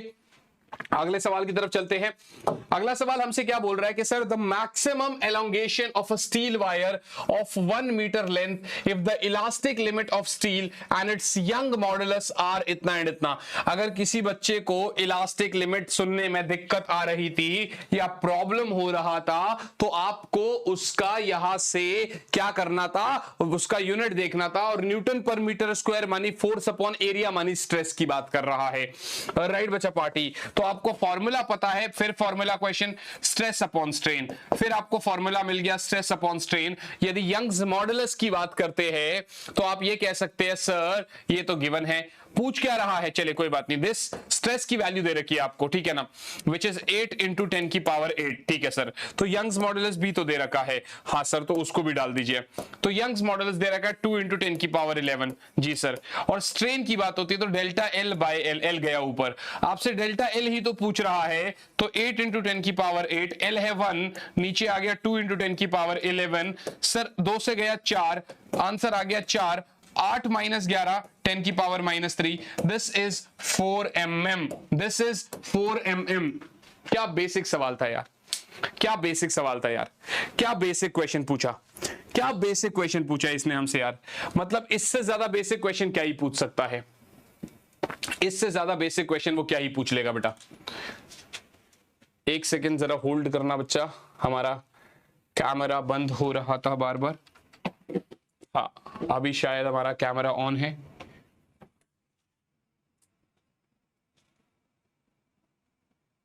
हाँ, अभी I guess everything is okay, है ना, ठीक है बच्चा, अभी I guess everything is okay, हाँ ठीक है। तो यहां तक आपको कहानी समझ में आ चुकी होगी बेटा, ये चीज आपने कर ही लिया, ये चीज आपको समझ में आ गया होगा। Now let's move ahead to the next question, बच्चा आगे बढ़ते हैं। अगला क्या बोल रहा है sir, if the monochromatic source in Young's double slit experiment is replaced by white light, ये आपको पता रहना चाहिए, जब भी आप मोनोक्रोमैटिक व्हाइट मतलब सोर्स को आप व्हाइट लाइट से रिप्लेस करते हैं तो बीच में तो जो है आपका व्हाइट फ्रिंज बनता है surrounded by few coloured fringes. Theory है, थियरी आपको जब YDSC पढ़ाया जाता है तो वहां पर आपको ये कराया जाता है, तो आपको इसका पता रहना चाहिए, बेसिक सी बात है, कोई बड़ी बात नहीं है। खैर आगे बढ़ते हैं बच्चा, आगे क्या बोल रहा है sir, at any instant of time t the displacement of any particle is given by 2t - 1 SI unit under the influence of force of 5 Newton. Sir जब डिस्प्लेसमेंट दे दिया, अच्छा पूछ क्या रहा है, पावर पूछ रहा है, जब पावर पूछ रहा है आपसे तो पावर का फॉर्मूला आपको पता होना चाहिए F × V। तो फोर्स गिवन है, वेलोसिटी मिल जाएगी तो कहीं ना कहीं हम यहां पर कर लेंगे पावर। तो सर S अगर आपको दे रखा है 2t - 1 तो क्या V नहीं निकल सकता ds/dt से, क्या V नहीं निकल सकता ds/dt से, माने d/dt ऑफ 2t - 1, है ना, है ना। तो जिसको आप क्या कह सकते हो, 2 बाहर आ गया आपका, ठीक है ना, जिसको आप क्या कह सकते हो 2 बाहर आ गया, तो वेलोसिटी आपका 2 मीटर पर सेकंड हो गया। तो पावर आपका सीधा सीधा फॉर्मूला डालिए, 5 × 2 बोले तो 10, बोले तो 10। बताइए क्या आपका ये बहुत बेसिक सवाल नहीं, आप खुद बताइए भाई, मैं नहीं बोल रहा, बेसिक था कि नहीं था, क्या सीधा बिल्कुल फॉर्मूला था कि नहीं था, बिल्कुल सर बिल्कुल। चले आगे बढ़ते हैं, अगले सवाल की तरफ चलेंगे। Consider the following statements A and B। अब देखिए सोलर सेल थोड़ा सा ये था कि चलो रिड्यूस्ड है, बट इसमें अगर आपको सोलर सेल का ग्राफ पता था ना तो आपका आंसर क्लियर था। पहली बात आपको पता होना चाहिए सोलर सेल का ग्राफ कुछ इस तरीके से होता है, राइट। अब क्योंकि ये सोलर सेल का ग्राफ है तो इसने बोला sir the IV characteristic lies in 4th quadrant of the given graph. जी हाँ, ये बिल्कुल सही बोल रहा है। तो पहली स्टेटमेंट करेक्ट है, जहां जहां बोल रहा है कि सर A इनकरेक्ट है वो गलत कर दो आप, ठीक है ना। दूसरा, रिवर्स बायस में आपका ये डायोड काम करता है, जी हाँ बिल्कुल। करंट मेजर्ड माइक्रो एम्पियर में, जी हाँ बिल्कुल। Is due to majority charge carrier, जी नहीं, बहुत बेसिक सी बात है, पीएन जंक्शन में जब हम पढ़ते हैं तो रिवर्स बायस में जो आपका करंट मेजर हो रहा है माइक्रो एम्पियर में, ये माइनॉरिटी चार्ज कैरियर्स की वजह से होता है, ना कि मेजॉरिटी चार्ज कैरियर्स की वजह से। तो असर्शन तो मतलब आपका पहले A तो करेक्ट है लेकिन B वाला आपका इनकरेक्ट है, तो A करेक्ट है, B वाला इनकरेक्ट है। आपने A ऑप्शन पे क्लिक मार दिया, आपने A ऑप्शन पे टिक मार दिया, यस बच्चे party, I hope this is very very clear to you all.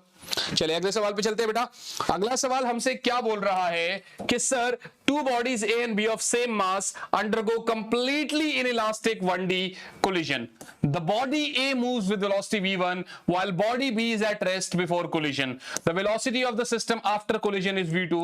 The ratio of v1 by v2. अब यहां बच्चा जो है ना, देखिए पहली गलती क्या कर सकता था कि इसको इनइलास्टिक की जगह इलास्टिक पड़ता, ठीक है ना। तो वो कहता भैया पहले वाली की जो वेलोसिटी है दूसरी वाली की वेलोसिटी, आपस में वेलोसिटीज हो गई इंटरचेंज। यहां पर बच्चा पहली बात में ये गलती तो बिल्कुल अच्छे से कर सकता था कि भैया वेलोसिटीज को कर देता इंटरचेंज, ठीक है ना। तो आप कर देते वेलोसिटीज को इंटरचेंज तो दिक्कत हो जाती। बट यहां पर वो कह रहा है इनइलास्टिक। तो इनइलास्टिक में पहले आप देख लीजिए क्या बोल रहा है कि सर पहले m1 मास की बॉडी थी, ठीक है ना, और वो कुछ v1 वेलोसिटी के साथ आगे जा रही है, प्लस दूसरी बॉडी रेस्ट पे है, प्लस ये वाली बॉडी रेस्ट पे है। अब इन इलास्टिक कोलिजन जो है ना, ठीक है ना, अब जब इन इलास्टिक कोलिजन हो रहा है तो इस केस में भैया, इस केस में दोनों बॉडीज जो है आपस में मिलेंगी, ठीक है ना, मानी m प्लस m 2m हो जाएगा और ये कॉमन वेलोसिटी v2 से आगे जा रही होगी। मोमेंटम कंजर्व करा दीजिए सर, m1 v1 प्लस 0 बराबर 2m इंटू v2, सही है। तो सर आपका m से m कट जाएगा तो v1 बाई v2 कितना आ गया आपका, v1 बाई v2 इज 2:1, ठीक है ना। आपसे क्या पूछा, v1 बाई v2 पूछा, तो sir 2:1 is the correct answer, sir 2:1 is the correct answer, sir 2:1 is the correct answer. Basic सी बात थी, आपने क्या करना था, बॉडी आगे जा रही थी, इनइलास्टिक कोलिजन था, दोनों को मिलाना था, फिर दोनों को मिला के अगर एक आगे जाके एक यूनिफॉर्म वेलोसिटी देनी थी, फिर दोनों को मिलाकर आगे जाके फिर एक यूनिफॉर्म वेलोसिटी देनी थी आपने। बताइए बच्चा क्लियर है?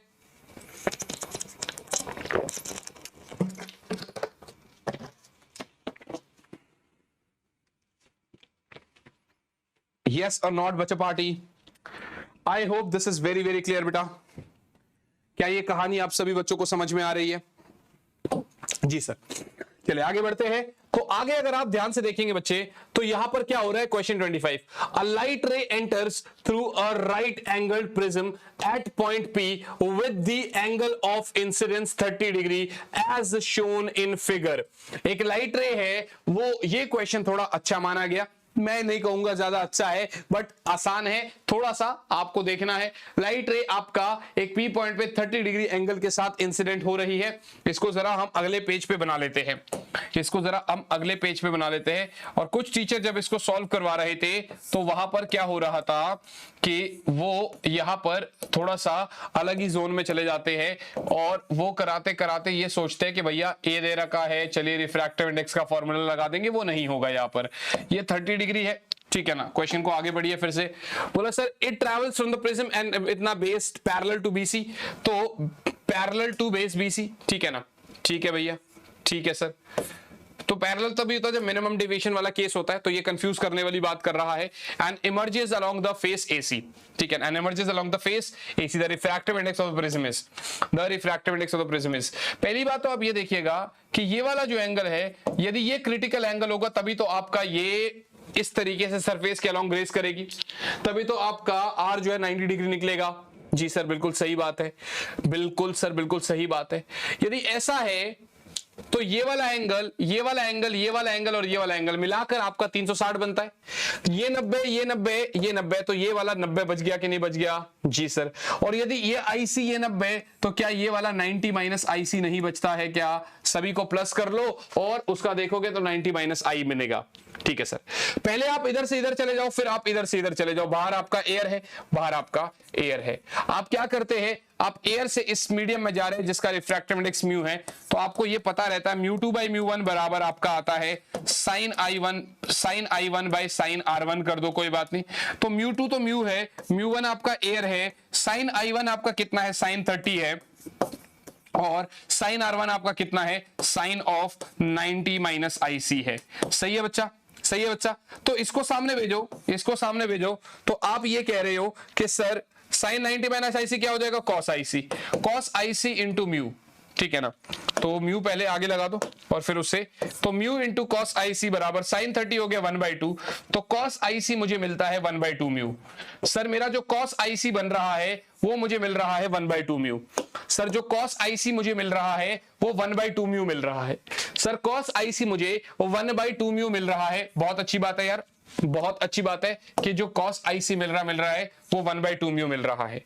चलिए अब यहां से यहां ले जाइए, तो सर साइन आई, साइन देखिए साइन आपका sine i by sine r बराबर क्या होता है, sine i by sine r बराबर क्या होता है आपका μ2 बाई μ1, सही है ना, सही है सर। तो सर साइन आई तो क्या हो जाएगा sine i c, sine r क्या होगा साइन 90, μ2 क्या रहेगा क्योंकि एयर के पास जा रहे हैं आप तो ये 1 हो जाएगा और ये म्यू रहेगा। सर साइन आई सी तो साइन आई सी ही रहने वाला है, ये 1 होता है, ये 1/μ हो गया। सर दो चीजें मुझे मिल गई, एक cos IC मिल गया मुझे और एक मुझे sin IC मिल गया। अब आगे क्या करना है, फटाफट एक स्टेप में आप इसका सवाल का जवाब कर दीजिए, फटाफट एक स्टेप में सवाल का जवाब कर दीजिए। आपको पता रहना चाहिए cos square IC plus sin square IC बराबर 1 होता है, तो 1/2 म्यू का होल स्क्वायर प्लस 1/μ स्क्वायर बराबर 1 हो गया, 1/4 म्यू स्क्वायर प्लस 1/μ स्क्वायर बराबर 1 हो गया। सर 1/1 ओके नीचे में एलसीएम लेंगे तो 4 म्यू स्क्वायर, यहां पर 1 प्लस 4 हो जाएगा बराबर 1 हो गया, तो 5/4 बराबर म्यू स्क्वायर या फिर म्यू बराबर अंडर रूट कर दो √5/4, जिसको लिख सकते हैं √5/2, जिसको लिख सकते हैं √5/2, जिसको लिख सकते हैं √5/2। थोड़ा सा इसके अंदर कैलकुलेशन थी जो आपके सामने है, इसको अच्छे से करिएगा प्लीज, बिल्कुल अच्छे से दिमाग लगा के करिएगा। क्या हमने कर लिया, 2 स्टेप करने थे, दोनों के दोनों स्टेप आपके थे, पहले आपने साइन आईसी निकाला, फिर आपने कॉस आईसी निकाला, फिर आपने कर लिया। प्लीज इसको नोट डाउन करिए फिर आगे बढ़ेंगे।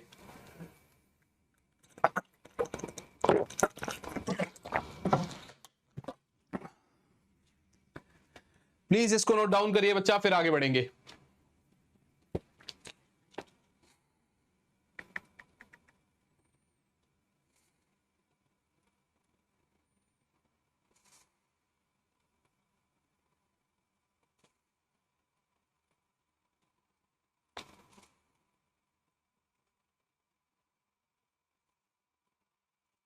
ठीक है जी, सही है सही है सही है। चलिए फिर आगे बढ़ते हैं अगले सवाल की तरफ। तो ये हो गया आपका, कह रहा है sir the graph which shows the variation of 1/λ square and its kinetic energy E of wavelength of a free particle. तो काइनेटिक एनर्जी और 1/λ स्क्वायर, आपको पता है h बराबर लैम्डा बराबर h/p होता है, या p बराबर h/λ हो गया, सही है। तो काइनेटिक एनर्जी क्या होता है, p²/2m होता है, यानी कि h²/2m इंटू लैम्डा स्क्वायर हो जाएगा, यानी kinetic energy is inversely proportional to 1/λ square, sorry is directly proportional to 1/λ square. तो k और 1/λ स्क्वायर का अगर ग्राफ बनाएंगे तो सर बिल्कुल स्ट्रेट लाइन बनेगा। कैसा ग्राफ बनेगा भैया, बिल्कुल स्ट्रेट लाइन बनेगा, दोनों आपस में एक दूसरे के ऊपर डिपेंड कर रहे हैं। तो सर k और 1/λ स्क्वायर का ग्राफ कैसे बनेगा बेटा, बिल्कुल स्ट्रेट लाइन बनेगा। कैसा बनेगा, बिल्कुल स्ट्रेट लाइन बनेगा, सही है बच्चे। चलिए आगे बढ़ेंगे अगले सवाल की तरफ। तो हमारा अगला सवाल हमसे क्या कह रहा है कि sir the quantities which have the same dimensions as those of solid angle are, the quantities which have the same dimensions as those of solid angle are. Solid angle मतलब डायमेंशनलेस, ठीक है ना। तो ऐसे आप देखो, स्ट्रेन क्या होता है, स्ट्रेन क्या होता है डेल्टा L/L, तो सॉलिड एंगल और एंगल एक ही बात है। तो यस भैया पहले ही बात आपकी समझ में, अदरवाइज देखो फोर्स अपॉन एरिया, ठीक है, इसका है गलत हो गया। स्ट्रेन ठीक है, आर का लेंथ हो जाता है, स्पीड और स्ट्रेस इसका भी है, तो A option is the correct answer. तो डायमेंशनल फॉर्मूला में सीधा सीधा जो आपको 11th क्लास में पहले 2 दिन में टीचर सिखाता है कि कौन से चीजों के डायमेंशन सेम है, उस पे इसने आपसे सवाल पूछ लिया। मतलब आप क्या और एक्सपेक्ट करोगे, चले अगले सवाल पे चलेंगे। कह रहा sir an unpolarised light beam strikes a glass surface at Brewster angle. ये आपका बोर्ड्स में नहीं होता है, ठीक है ना। तो यहां पर आप कह सकते हैं कि जब भी ऐसा होता है बेटा कि मतलब ब्रूस्टर एंगल वाली कहानी होती है, तो उसमें क्या होता है कि जो रिफ्लेक्टेड लाइट होता है वो आपका कंप्लीटली पोलराइज्ड होता है, लेकिन जो रिफ्रैक्टेड लाइट होता है वो पार्शियली पोलराइज्ड होता है। वो आपका क्या होता है, पार्शियली पोलराइज्ड होता है। थियरी है बिल्कुल, आप एनसीईआरटी में देखेंगे सेम लाइन वाइज आपको मिल जाएगा, है ना। तो अगर आप चाहते हैं कि हम इस साल के लिए 2025 के लिए आपको एनसीईआरटी लाइन वाइज पढ़ाए, लाइन वाइज एनसीईआरटी पढ़ाई जाए चाहिए आपको, तो आप यहां से इजीली कर सकते हैं। मतलब मैं आपको यहां पर करवा दूंगा, मैं आपको यहां पर करवा दूंगा, है ना बच्चे। चले आगे बढ़ेंगे अगले सवाल पे। The moment of inertia of a thin rod about an axis passing through its mid point and perpendicular to the rod is इतना, the length of the rod is. सोचो क्या बोल रहा है, कितना बेसिक सवाल है भैया। थिन रॉड की बात कर रहा है, और वो भी सेंटर वाला केस, वो भी सेंटर वाला केस, जब आपका सेंटर से पास हो रही है लाइन, ठीक है ना। जब आपका सेंटर से लाइन पास हो रहा है तो उस केस में भैया मोमेंट ऑफ इनर्शिया होता है ml² by 12। तो क्या पूछ रहा है, लेंथ पूछ रहा है, नहीं लेंथ दे रखा है, मोमेंट ऑफ इनर्शिया भी दे रखा है। क्या पूछ रहा है, क्या पूछ रहा है, अच्छा लेंथ पूछ रहा, मास दे रखा है, ठीक है। तो L² बराबर 12I बटा m, 12I बटा m, ठीक है ना। तो सर L² बराबर 12 इंटू आई कितना है, 2400 ग्राम सेंटीमीटर स्क्वायर। अच्छा, और मास कितना है, 400 ग्राम। सर 2 0 से 2 0 कटा, 4 चिक 12 चिक 72, तो L हो गया √72। √72 का मतलब क्या हो जाता है, 8 8 64, तो 8 पॉइंट समथिंग आएगा आंसर। 8 पॉइंट समथिंग मतलब 8.5 डाल दो, एक ही तो ऑप्शन है आपका बिल्कुल उसके करीब। तो आपने बोला 8 पॉइंट समथिंग, हमने कहा चलिए भैया 8 पॉइंट समथिंग है तो 8.5 को टिक कर दीजिए। तो 8.5 को आप टिक कर दीजिए, तो आप 8.5 को टिक कर दीजिए बेटा। हाँ जी, क्या ये कहानी क्लियर हो गई बेटा? क्या ये आपका 29th क्वेश्चन डन हो गया बच्चा पहाड़ी? Yes sir. चलिए आगे बढ़ेंगे अगले सवाल की तरफ। तो हमारा अगला सवाल हमसे क्या कह रहा है, a thin flat circular disc of radius इतना is placed gently over the surface of water, its surface tension is इतना, then the excess force required to take it away from the surfaces. ये बहुत basic सा सवाल है आपका। जब membrane stretch होती है तो सरफेस टेंशन का फॉर्मूला क्या होता है आपका, फोर्स पर यूनिट लेंथ, यानी कि फोर्स बराबर सरफेस टेंशन इनटू लेंथ होता है। बट क्योंकि ये आपका फ्लैट सर्कुलर डिस्क है तो जिसका आपका लेंथ क्या होगा, 2πr हो जाएगा। तो बस फोर्स के लिए आप T इंटू 2πr कर दो, L की जगह 2πr कर दो, और इसके अंदर सारी वैल्यूज पुट करो। देखिए सरफेस टेंशन कितना दे रखा है, 0.07, 2 इंटू 22/7, ठीक है। और रेडियस कितना दे रखा है बच्चा डिस्क का, 4.5 सेंटीमीटर। तो 4.5 इंटू 10 की पावर -2, 4.5 इंटू 10 की पावर -2। सर 7 से ये गया, नीचे में 100 था तो 7 से 7 गया, तो यहां पर आएगा 2 इंटू 22 इंटू 4.5 और ये आपका -2 और -2, तो 10 की पावर -4 बन गया, ठीक है ना। तो 4 दूने 8 9, तो 9 इंटू 22 इंटू 10 की पावर -4, तो 9 दूने 18, 9 दूने 18, 198 इंटू 10 की पावर -4, ठीक है ना। तो यहां पर अगर आप देखेंगे तो 198 इंटू 10 की पावर -4 या फिर 19.8 मिली न्यूटन। तो ये रही है भैया आपका पहला सवाल, क्लियर हो गया। ऐसे क्वेश्चन में थोड़ा सा कैलकुलेशन में बच्चा अक्सर प्रेशर के मारे उस टाइम पे उसको थोड़ा सा घबरा जाता है कि सर कब कहीं मेरा गलत तो नहीं हो गया, फिर वो बार बार रीचेक करता है, जिसकी वजह थोड़ा दिमाग कांप जाता है। बट आप समझ गए ना मेरी बात, मैं क्या बोल रहा हूं। तो आपको वैसा ही करना है जैसे मैंने आपको बता दिया, कोई इसमें घबराने वाली बात नहीं है, कोई इसमें घबराने वाली बात नहीं है बच्चे, ठीक है ना। तो ये 30th क्वेश्चन हो गया हमारा। अब ऑप्शन जो चूज करने वाले उससे पहले 5 सवाल रहते हैं, फिर हमारा सेक्शन दूसरा आएगा। तो इस सेक्शन में देखो, thermodynamic system is taken through the cycle ABCDA, ठीक है ना। The work done by the gas along the path BC is. ध्यान से देखो भैया, अलोंग द पाथ BC पूछ रहा है। अब इसके लिए डेल्टा V0 है, अगर डेल्टा V0 है तो वर्क डन क्या होता है भैया, P into delta we. Sir delta we 0, work done 0। Sir delta we 0, work done 0। Sir delta we 0, work done 0। कहानी खत्म, आपके सामने है क्वेश्चन का आंसर। कहानी खत्म, आपके सामने है क्वेश्चन का आंसर। यस और नॉट बच्चा party? I hope this is very clear बेटा। मेरे हिसाब से तो ये आप लोगों को क्लियर है बच्चा, ठीक है ना। आगे बढ़ते हैं, अगला सवाल देखते हैं। बोला सर आप देखो, a wheel of a bullock cart is rolling on a level road as shown in the figure below. If its linear speed is v in the direction shown, which one of the following option is correct? P and Q are any highest and lowest points on the wheel respectively. Sir P और Q ध्यान से देखिएगा, जब भी ऐसा होता है तो इधर आपका V इज इक्वल्स टू मतलब VRCM, ठीक है ना, प्लस प्लस प्लस मतलब VCM, RCM बोल रहा हूं, ठीक है ना। यहां से अगर आप देखेंगे तो इधर VCM प्लस आपका, क्योंकि R है तो प्लस R ओमेगा होता है, जिसको आप 2 टाइम्स VCM बोलते हैं। और जब यहां होता है तो एक ये और एक ये आपका VCM और ये भी VCM, तो ये कट जाता है, तो नीचे वाले का वेलोसिटी 0 और ऊपर वाले का डबल होता है। तो इसका मतलब P वाला ज्यादा तेजी के साथ मूव करेगा, तो point P moves faster than the point Q। Point P moves faster than the point Q। बात समझ में आ रही है कि नहीं आ रही? बड़ी सिंपल सी बात है यार, बेसिक सी बात है, थ्योरी वाली क्वेश्चन है, ठीक है ना, आप इजीली कर सकते हैं इसको। चलिए आगे बढ़ेंगे अगले सवाल की तरफ। अगला सवाल क्या बोल रहा है?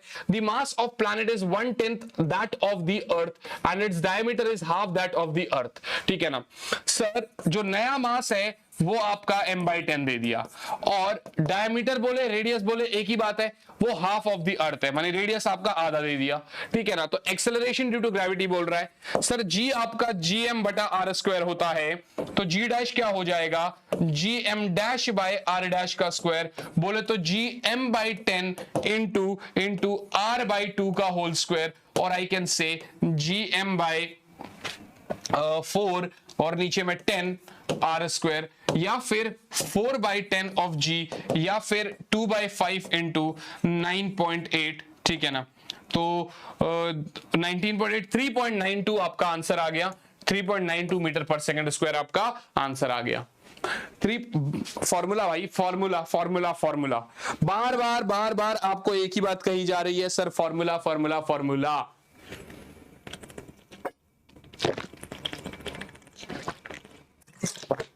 ठीक है जी, चलेगा चलेगा बेटा? हाँ सर, हाँ सर।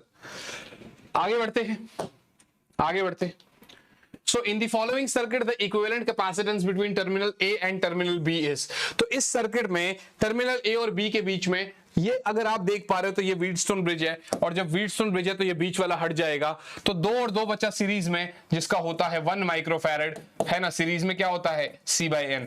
ये 2 और 2 सीरीज में, जिसका हो गया 1 माइक्रोफैरड, जिसका हो गया 1 माइक्रोफैरड, और फिर ये दोनों आपके हो गए पैरेलल में, 1 और 1 मिलाकर 2 माइक्रोफैरड, फिर 1 और 1 मिलकर बना 2 microfarad, and this is the basic answer, ठीक है ना। तो व्हीटस्टोन ब्रिज में जहां पर वो आपसे रेजिस्टेंस में पूछता था, उसने रेजिस्टेंस की जगह आपके यहाँ पर कैपेसिटेंस में आपसे पूछ लिया, रेजिस्टेंस में छोड़कर यहाँ पर उसने आपसे कैपेसिटेंस में पूछ लिया।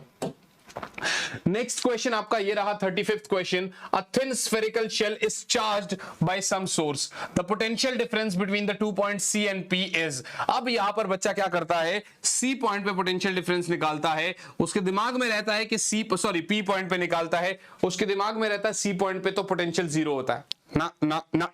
आप ध्यान से देखिएगा, इलेक्ट्रिक फील्ड सेंटर पे 0 होता है, बट ओवर दी सेंटर से लेकर सरफेस तक पोटेंशियल तो कांस्टेंट रहता है। पोटेंशियल कांस्टेंट रहता है का मतलब क्या है कि VC VP के बराबर होता है। ये इतनी बार ये क्वेश्चन करा रखे मैंने, मैं आपको क्या बताऊं, जब VC VP के बराबर होता है तो VP माइनस VC इज 0, तो P और C के बीच में पोटेंशियल डिफरेंस 0, कहानी खत्म हो गई, कुछ है ही नहीं इसमें। तो P और C के बीच में आपका पोटेंशियल डिफरेंस 0 हो गया, दैट्स इट, बात ही खत्म हो गई, है ना बच्चे? जी सर बिल्कुल सही कह रहे हो। तो अगला सेक्शन आपका आ जाता है, यहां पर कह रहा है सर VT ग्राफ आपको दे रखा है, और उससे आपको AT ग्राफ बनाना रहेगा, उससे आपको AT ग्राफ बनाना रहेगा। थोड़ा सा आप देख लो, थोड़ा सा आप देख लो। सर VT ग्राफ दे रखा है, AT ग्राफ बनाना है। एक बात बताइए, एक बात बताइए, सर वीटी ग्राफ का जो स्लोप होता है वो एक्सेलरेशन होता है, सही है। पहले इधर देखो स्लोप 0 मानी एक्सेलरेशन 0 होना चाहिए। तो चारों ग्राफ में ये पॉइंट 0 है, तो आप नहीं बता सकते। ये स्लोप है बेटा, इसका मतलब होता है यूनिफॉर्म एक्सेलरेशन, इसका मतलब होता है यूनिफॉर्म एक्सेलरेशन, ठीक है ना। अब यूनिफॉर्म एक्सेलरेशन की बात करेंगे तो आप ध्यान से देखिएगा, ये तो गलत हो गया, ये ग्राफ तो बन ही नहीं सकता, ये भी आपकी कहानी खत्म हो गई, ठीक है ना।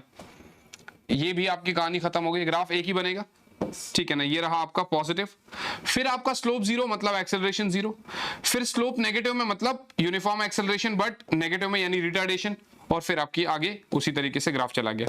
तो C1 is the correct answer. तो थर्ड वाला graph is the correct answer. तो सर थर्ड वाला graph is the correct answer, ठीक है बेटा। आई बात समझ? कोई बड़ी बात तो नहीं है इसमें? जी नहीं सर, बिल्कुल ठीक बात है। चलिए आगे बढ़ेंगे अगले सवाल की तरफ। अगला सवाल क्या कह रहा है कि sir mass of the bob in a simple pendulum is increase to thrice its original mass. भैया यहां पर आपको गुमराह कर रहा है, मास को बढ़ा रहा है। आपको पता होना चाहिए सिंपल पेंडुलम के टाइम पीरियड वाले फॉर्मूला में मास का कोई काम ही नहीं है। अच्छा आगे देखिएगा, length is made half its original length. Sir length को आधा बना दिया, एल डैश को L/2 कर दिया, ठीक है ना। टाइम पीरियड x/2 बन गया। अच्छा मतलब देखिए पहले तो t डैश बराबर 2 पाई अंडर रूट L/2g, अगर आप देख पा रहे हैं तो ये आपका t/√2 बन गया, और ये जो है ये x/2 times original time period बन गया बराबर t/√2। सर t से t काट दो, 2 को सामने भेजो, तो x बराबर हुआ 2/√2 विच इज √2। क्या बेसिक सवाल था यार, कुछ था इसमें, बस ऊपर वाला मास देकर तुमको कंफ्यूज कर दिया उसने, तुमको 2 सेकंड के लिए सोचने पर मजबूर कर दिया कि क्या टाइम पीरियड का मास के साथ भी कोई फॉर्मूला है क्या अगर ऐसा है तो क्या मैं कुछ गलत तो नहीं लगा रहा, ठीक है ना। तो तुम कहीं यहां से जाकर सीधा वेव्स पे पहुंच जाते तो तुम्हारा आंसर गलत हो जाता, फिर तुम भाई सिंपल पेंडुलम बोल रहा है, कहानी खत्म हो गई। Got it? ठीक है जी, चलिए आगे बढ़ते हैं। अगला सवाल क्या कह रहा है, sir a 10 microfarad capacitor is connected to a 210 volt 50 hertz source as shown in the figure. The peak current in the circuit is nearly, sir I0 पूछ रहा है। सर आपको C दे रखा है 10 माइक्रोफैरड, सर आपको C दे रखा है 10 microfarad, sir आपको V दे रखा है 210 वोल्ट जिसको आप VRMS बोलते हैं यूजुअली, और सर न्यू दे रखा है 50 हर्ट्ज, ठीक है ना। हाँ सर ठीक है सर। आपसे I0 पूछ रहा है, तो I0 क्या होगा भैया, I0 क्या होगा V0/XC। क्या मेरी बात समझ में आ रही है?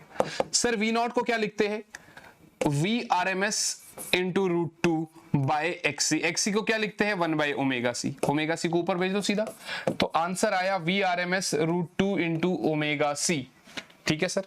बस सीधा सॉल्व कर लो, क्या दिक्कत है। सर I0 बराबर VRMS बोले तो 210 इंटू √2 की बात बोले तो 1.414, सही है। ओमेगा की बात बोले तो यहां से निकाल लो 2 पाई न्यू बोले तो 2 इंटू 50 100 पाई, तो ये हो गया 100 और पाई की जगह 3.14, ठीक है ना। सी की जगह 10 माइक्रोफैरड तो मतलब 10 इंटू 10 की पावर -6। अब जब आप इस पूरे को सॉल्व करोगे ना तो आपका लगभग 0.93 एम्पियर आंसर आने वाला है। जब आप इस पूरे को सॉल्व करते हैं ना तो लगभग आपका 0.93 एम्पियर आंसर आने वाला है। पूरे को सॉल्व करने के बाद लगभग आपका आंसर 0.93 एम्पियर आने वाला है।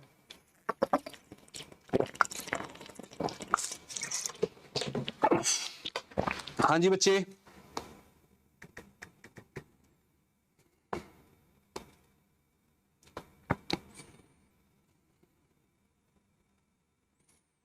क्या मैं सही कह रहा हूं? क्या तुमको समझ में आ गया बेटा?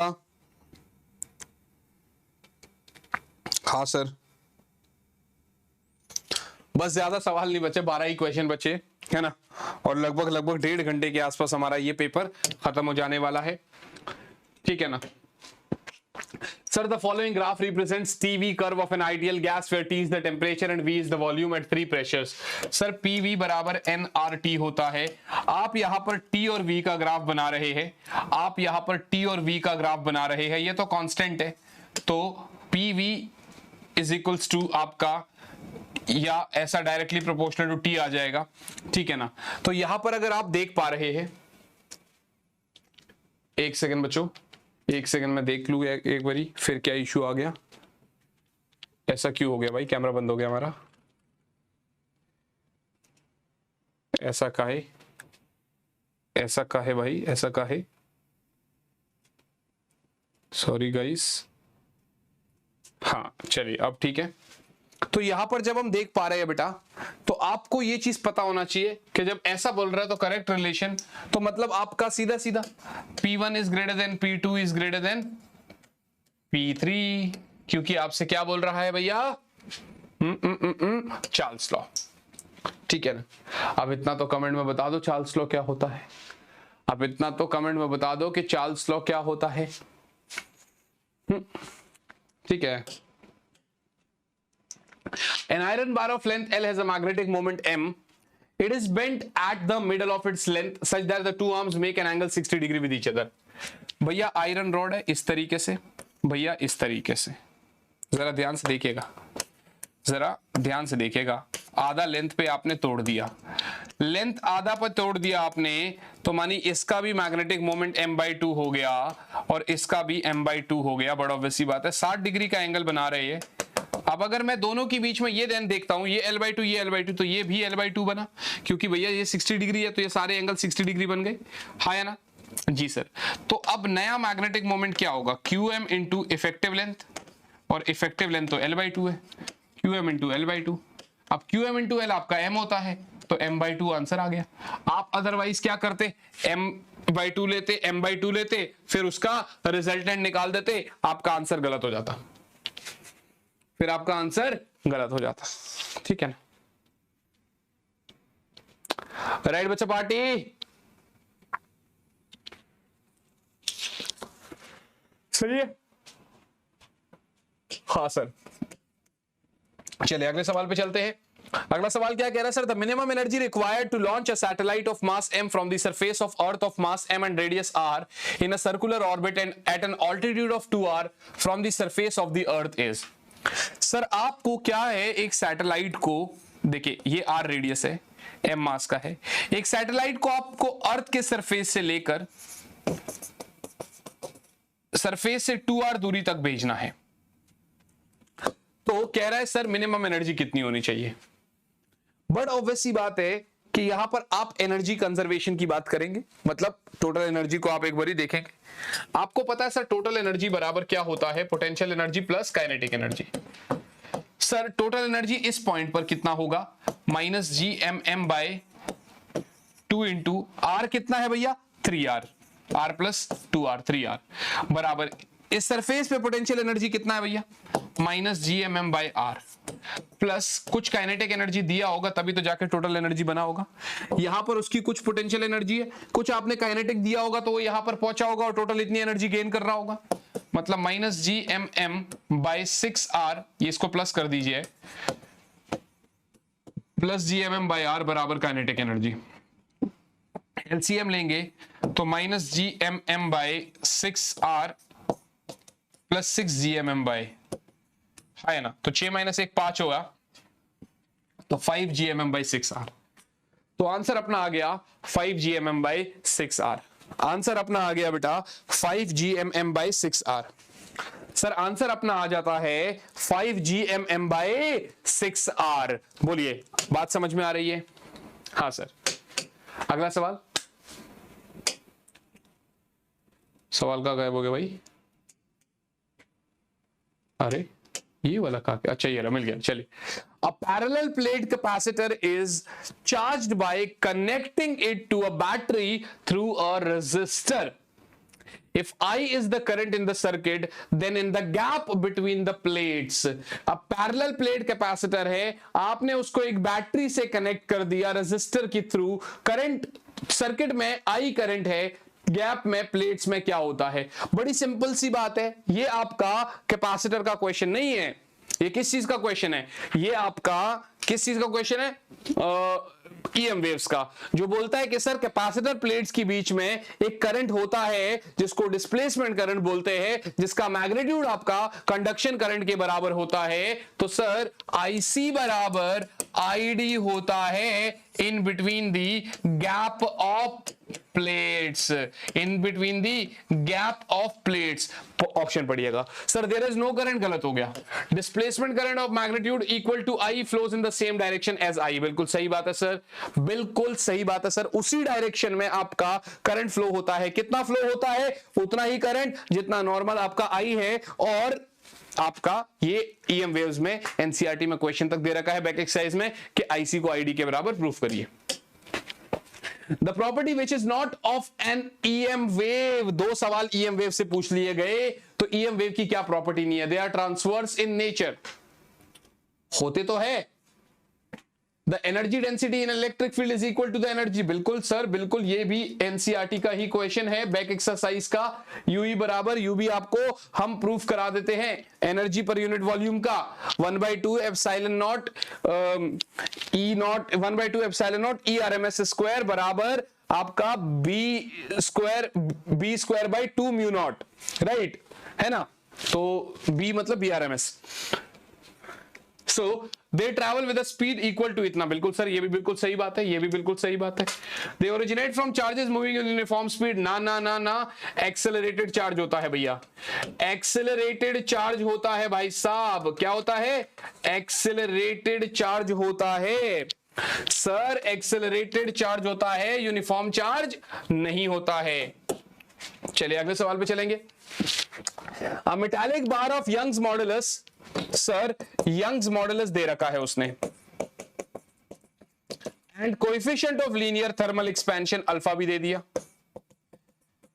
ठीक है, लेंथ भी दे दिया 1 metre, and area of cross section भी दे दिया, ठीक है जी, इज हीटेड फ्रॉम, और टेम्परेचर डेल्टा टी भी दे दिया भैया 100 degree Celsius without expansion or bending. The compressive force developed in it is, sir force per unit area बोले तो स्ट्रेस, स्ट्रेस बराबर क्या होता है? Young's modulus alpha delta T, याद है? याद है ना? फोर्स पूछ रहा है, बस इसको मल्टीप्लाई मार दो, y alpha delta T into A, formula आपको पता होना चाहिए sir. Formula Young's modulus 0.5 into 10 की पावर 11, सर अल्फा की वैल्यू 10 की पावर -5 हो गया, सर ये 100 हो गया, और सर ये आपका 10 की पावर -3 हो गया। सर ये आपको मिल रहा है 0.5 का मतलब 50 हो गया, इंटू 10 की पावर 11 -5 6 -3 3, 50 इंटू 10 की पावर 3 न्यूटन, 50 इंटू 10 की power 3 newton, 50 into 10 raise to the power 3 Newton.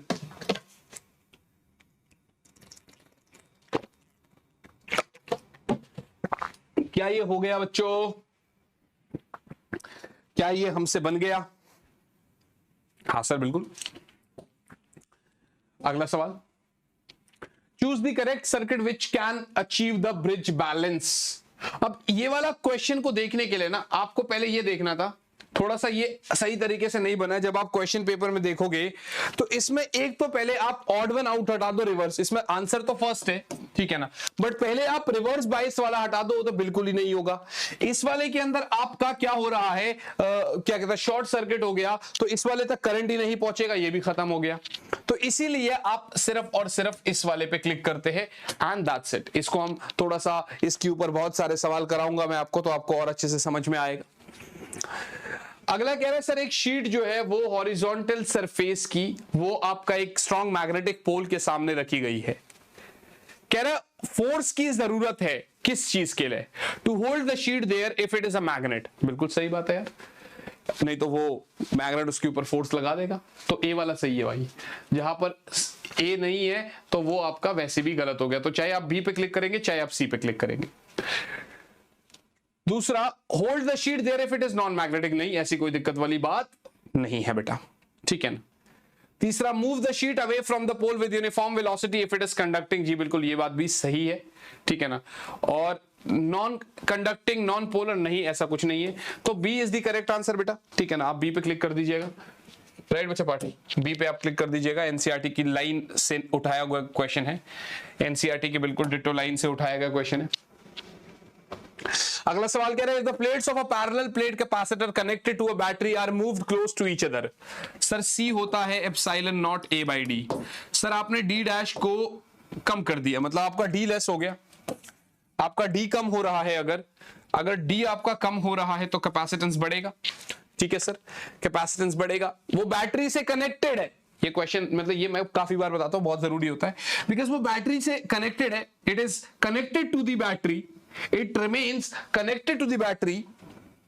क्योंकि ये बैटरी से कनेक्टेड है बेटा, तो V तो सेम है, ठीक है।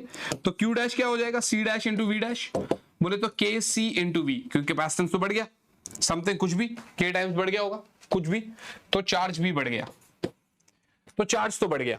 तो पहले कॉन्सेप्ट में क्या बोलता है sir, the charge flowed in it increases. जी हाँ बिल्कुल ये ट्रू है, जी हाँ बिल्कुल ये ट्रू है सर। यहां पर अगर आप पहले स्टेटमेंट को देखेंगे तो ए तो ट्रू है, तो इसने ट्रू ही पूछा है, तो सर जहां पर ए नहीं दे रखा वो गलत हो जाएगा।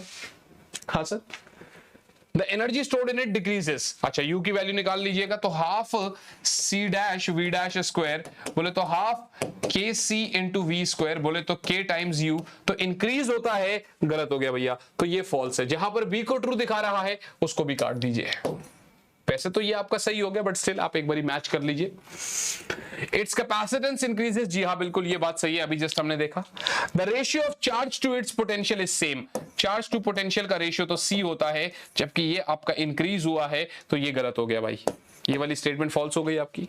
Product of charge and voltage Q into V C V square, जी बिल्कुल ये भी ट्रू है। तो सर ए सी और ई आपका ट्रू है, ए सी और ई आपका ट्रू है, बाकी फॉल्स है।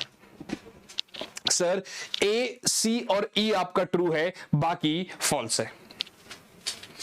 ए सी एंड ई इज ट्रू, बाकी फॉल्स है, ठीक है ना, ठीक है ना बेटा। आगे बढ़ते हैं, आगे क्या बोल रहे हैं, two heaters A and B have power rating of 1 kilowatt and 2 kilowatt respectively. Those two are first connected in series and then in parallel to a fixed power source. The ratio of power output for these two cases is. आपको पता रहना चाहिए कि 1 by power series is like 1 by P1 plus 1 by P2, जिसका मतलब power series is like P1 P2 by P1 plus P2, सही है। और पैरेलल में जो पावर होता है वो ऐड करता है सीधा ये P1 प्लस P2।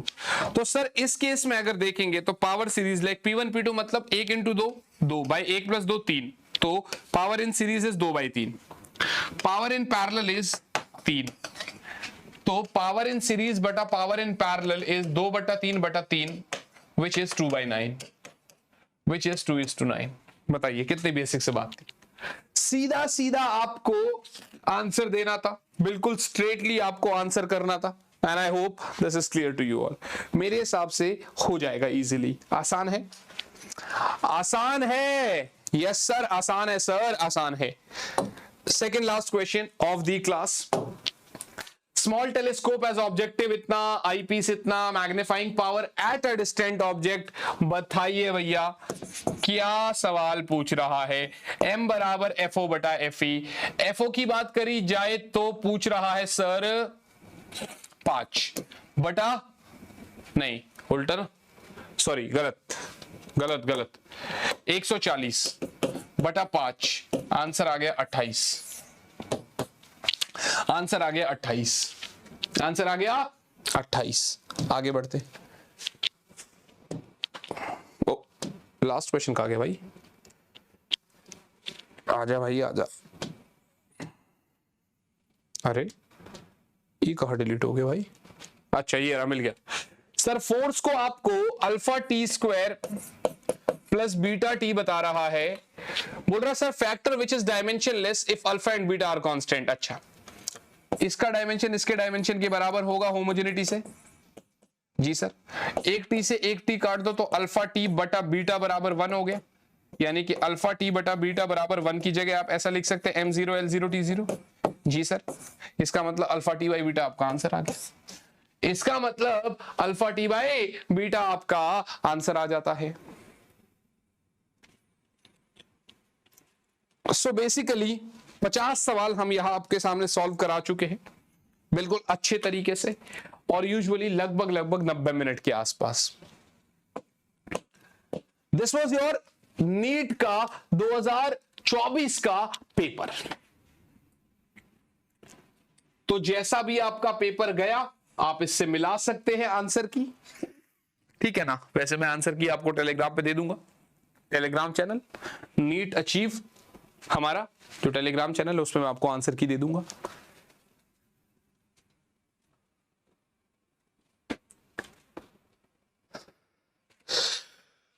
जय माता दी। सॉरी गाइस,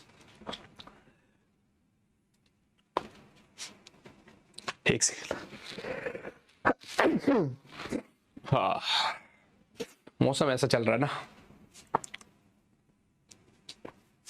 तो भैया आपके सामने हो गया।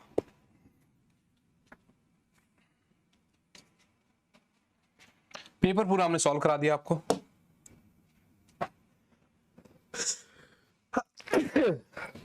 क्या हो गया भाई, चीख मारते तो कोई याद करता है क्या, तुम बताना। चलो ठीक है, अब भैया ऐसा है 2025 के लिए आप प्रिपेयर कर रहे हो, तो आप जो है 2025 के लिए क्योंकि प्रिपेयर कर रहे हैं तो अच्छे से प्रिपेयर करते रहिए। इस चैनल पे आपके नए वाले वन शॉट्स, नए वाले डिटेल क्वेश्चन, सारे पीवाईक्यू सब चीज आना स्टार्ट हो जाएगा ओवर द ईयर। पूरा इस चैनल पे आपका दबा के कंटेंट आना स्टार्ट हो जाएगा, ठीक है ना। बस आपसे इतना ही गुजारिश है कि आप लोग अच्छे से पढ़ाई करते रहे। मैं आपके विनोद कुमार सर आपसे मुलाकात करेंगे आपकी अगली क्लासेस में। अगर अभी तक आप ऐप पे नहीं आए, हमारे पेड बैच में नहीं आए हैं, तो जरूर आइएगा, ठीक है ना। साथ ही साथ में भैया आप ये हमारा एम्बाइब का टेलीग्राम चैनल जरूर ज्वाइन कर लीजिएगा, ठीक है ना। और बाकी मिलते हैं आपसे आपकी अगली क्लास में, तब तक के लिए अच्छे से पढ़ाई करते रहो। All the very very and very best बच्चा पार्टी। बाय गाइस, बाय रनियस, जय हिंद।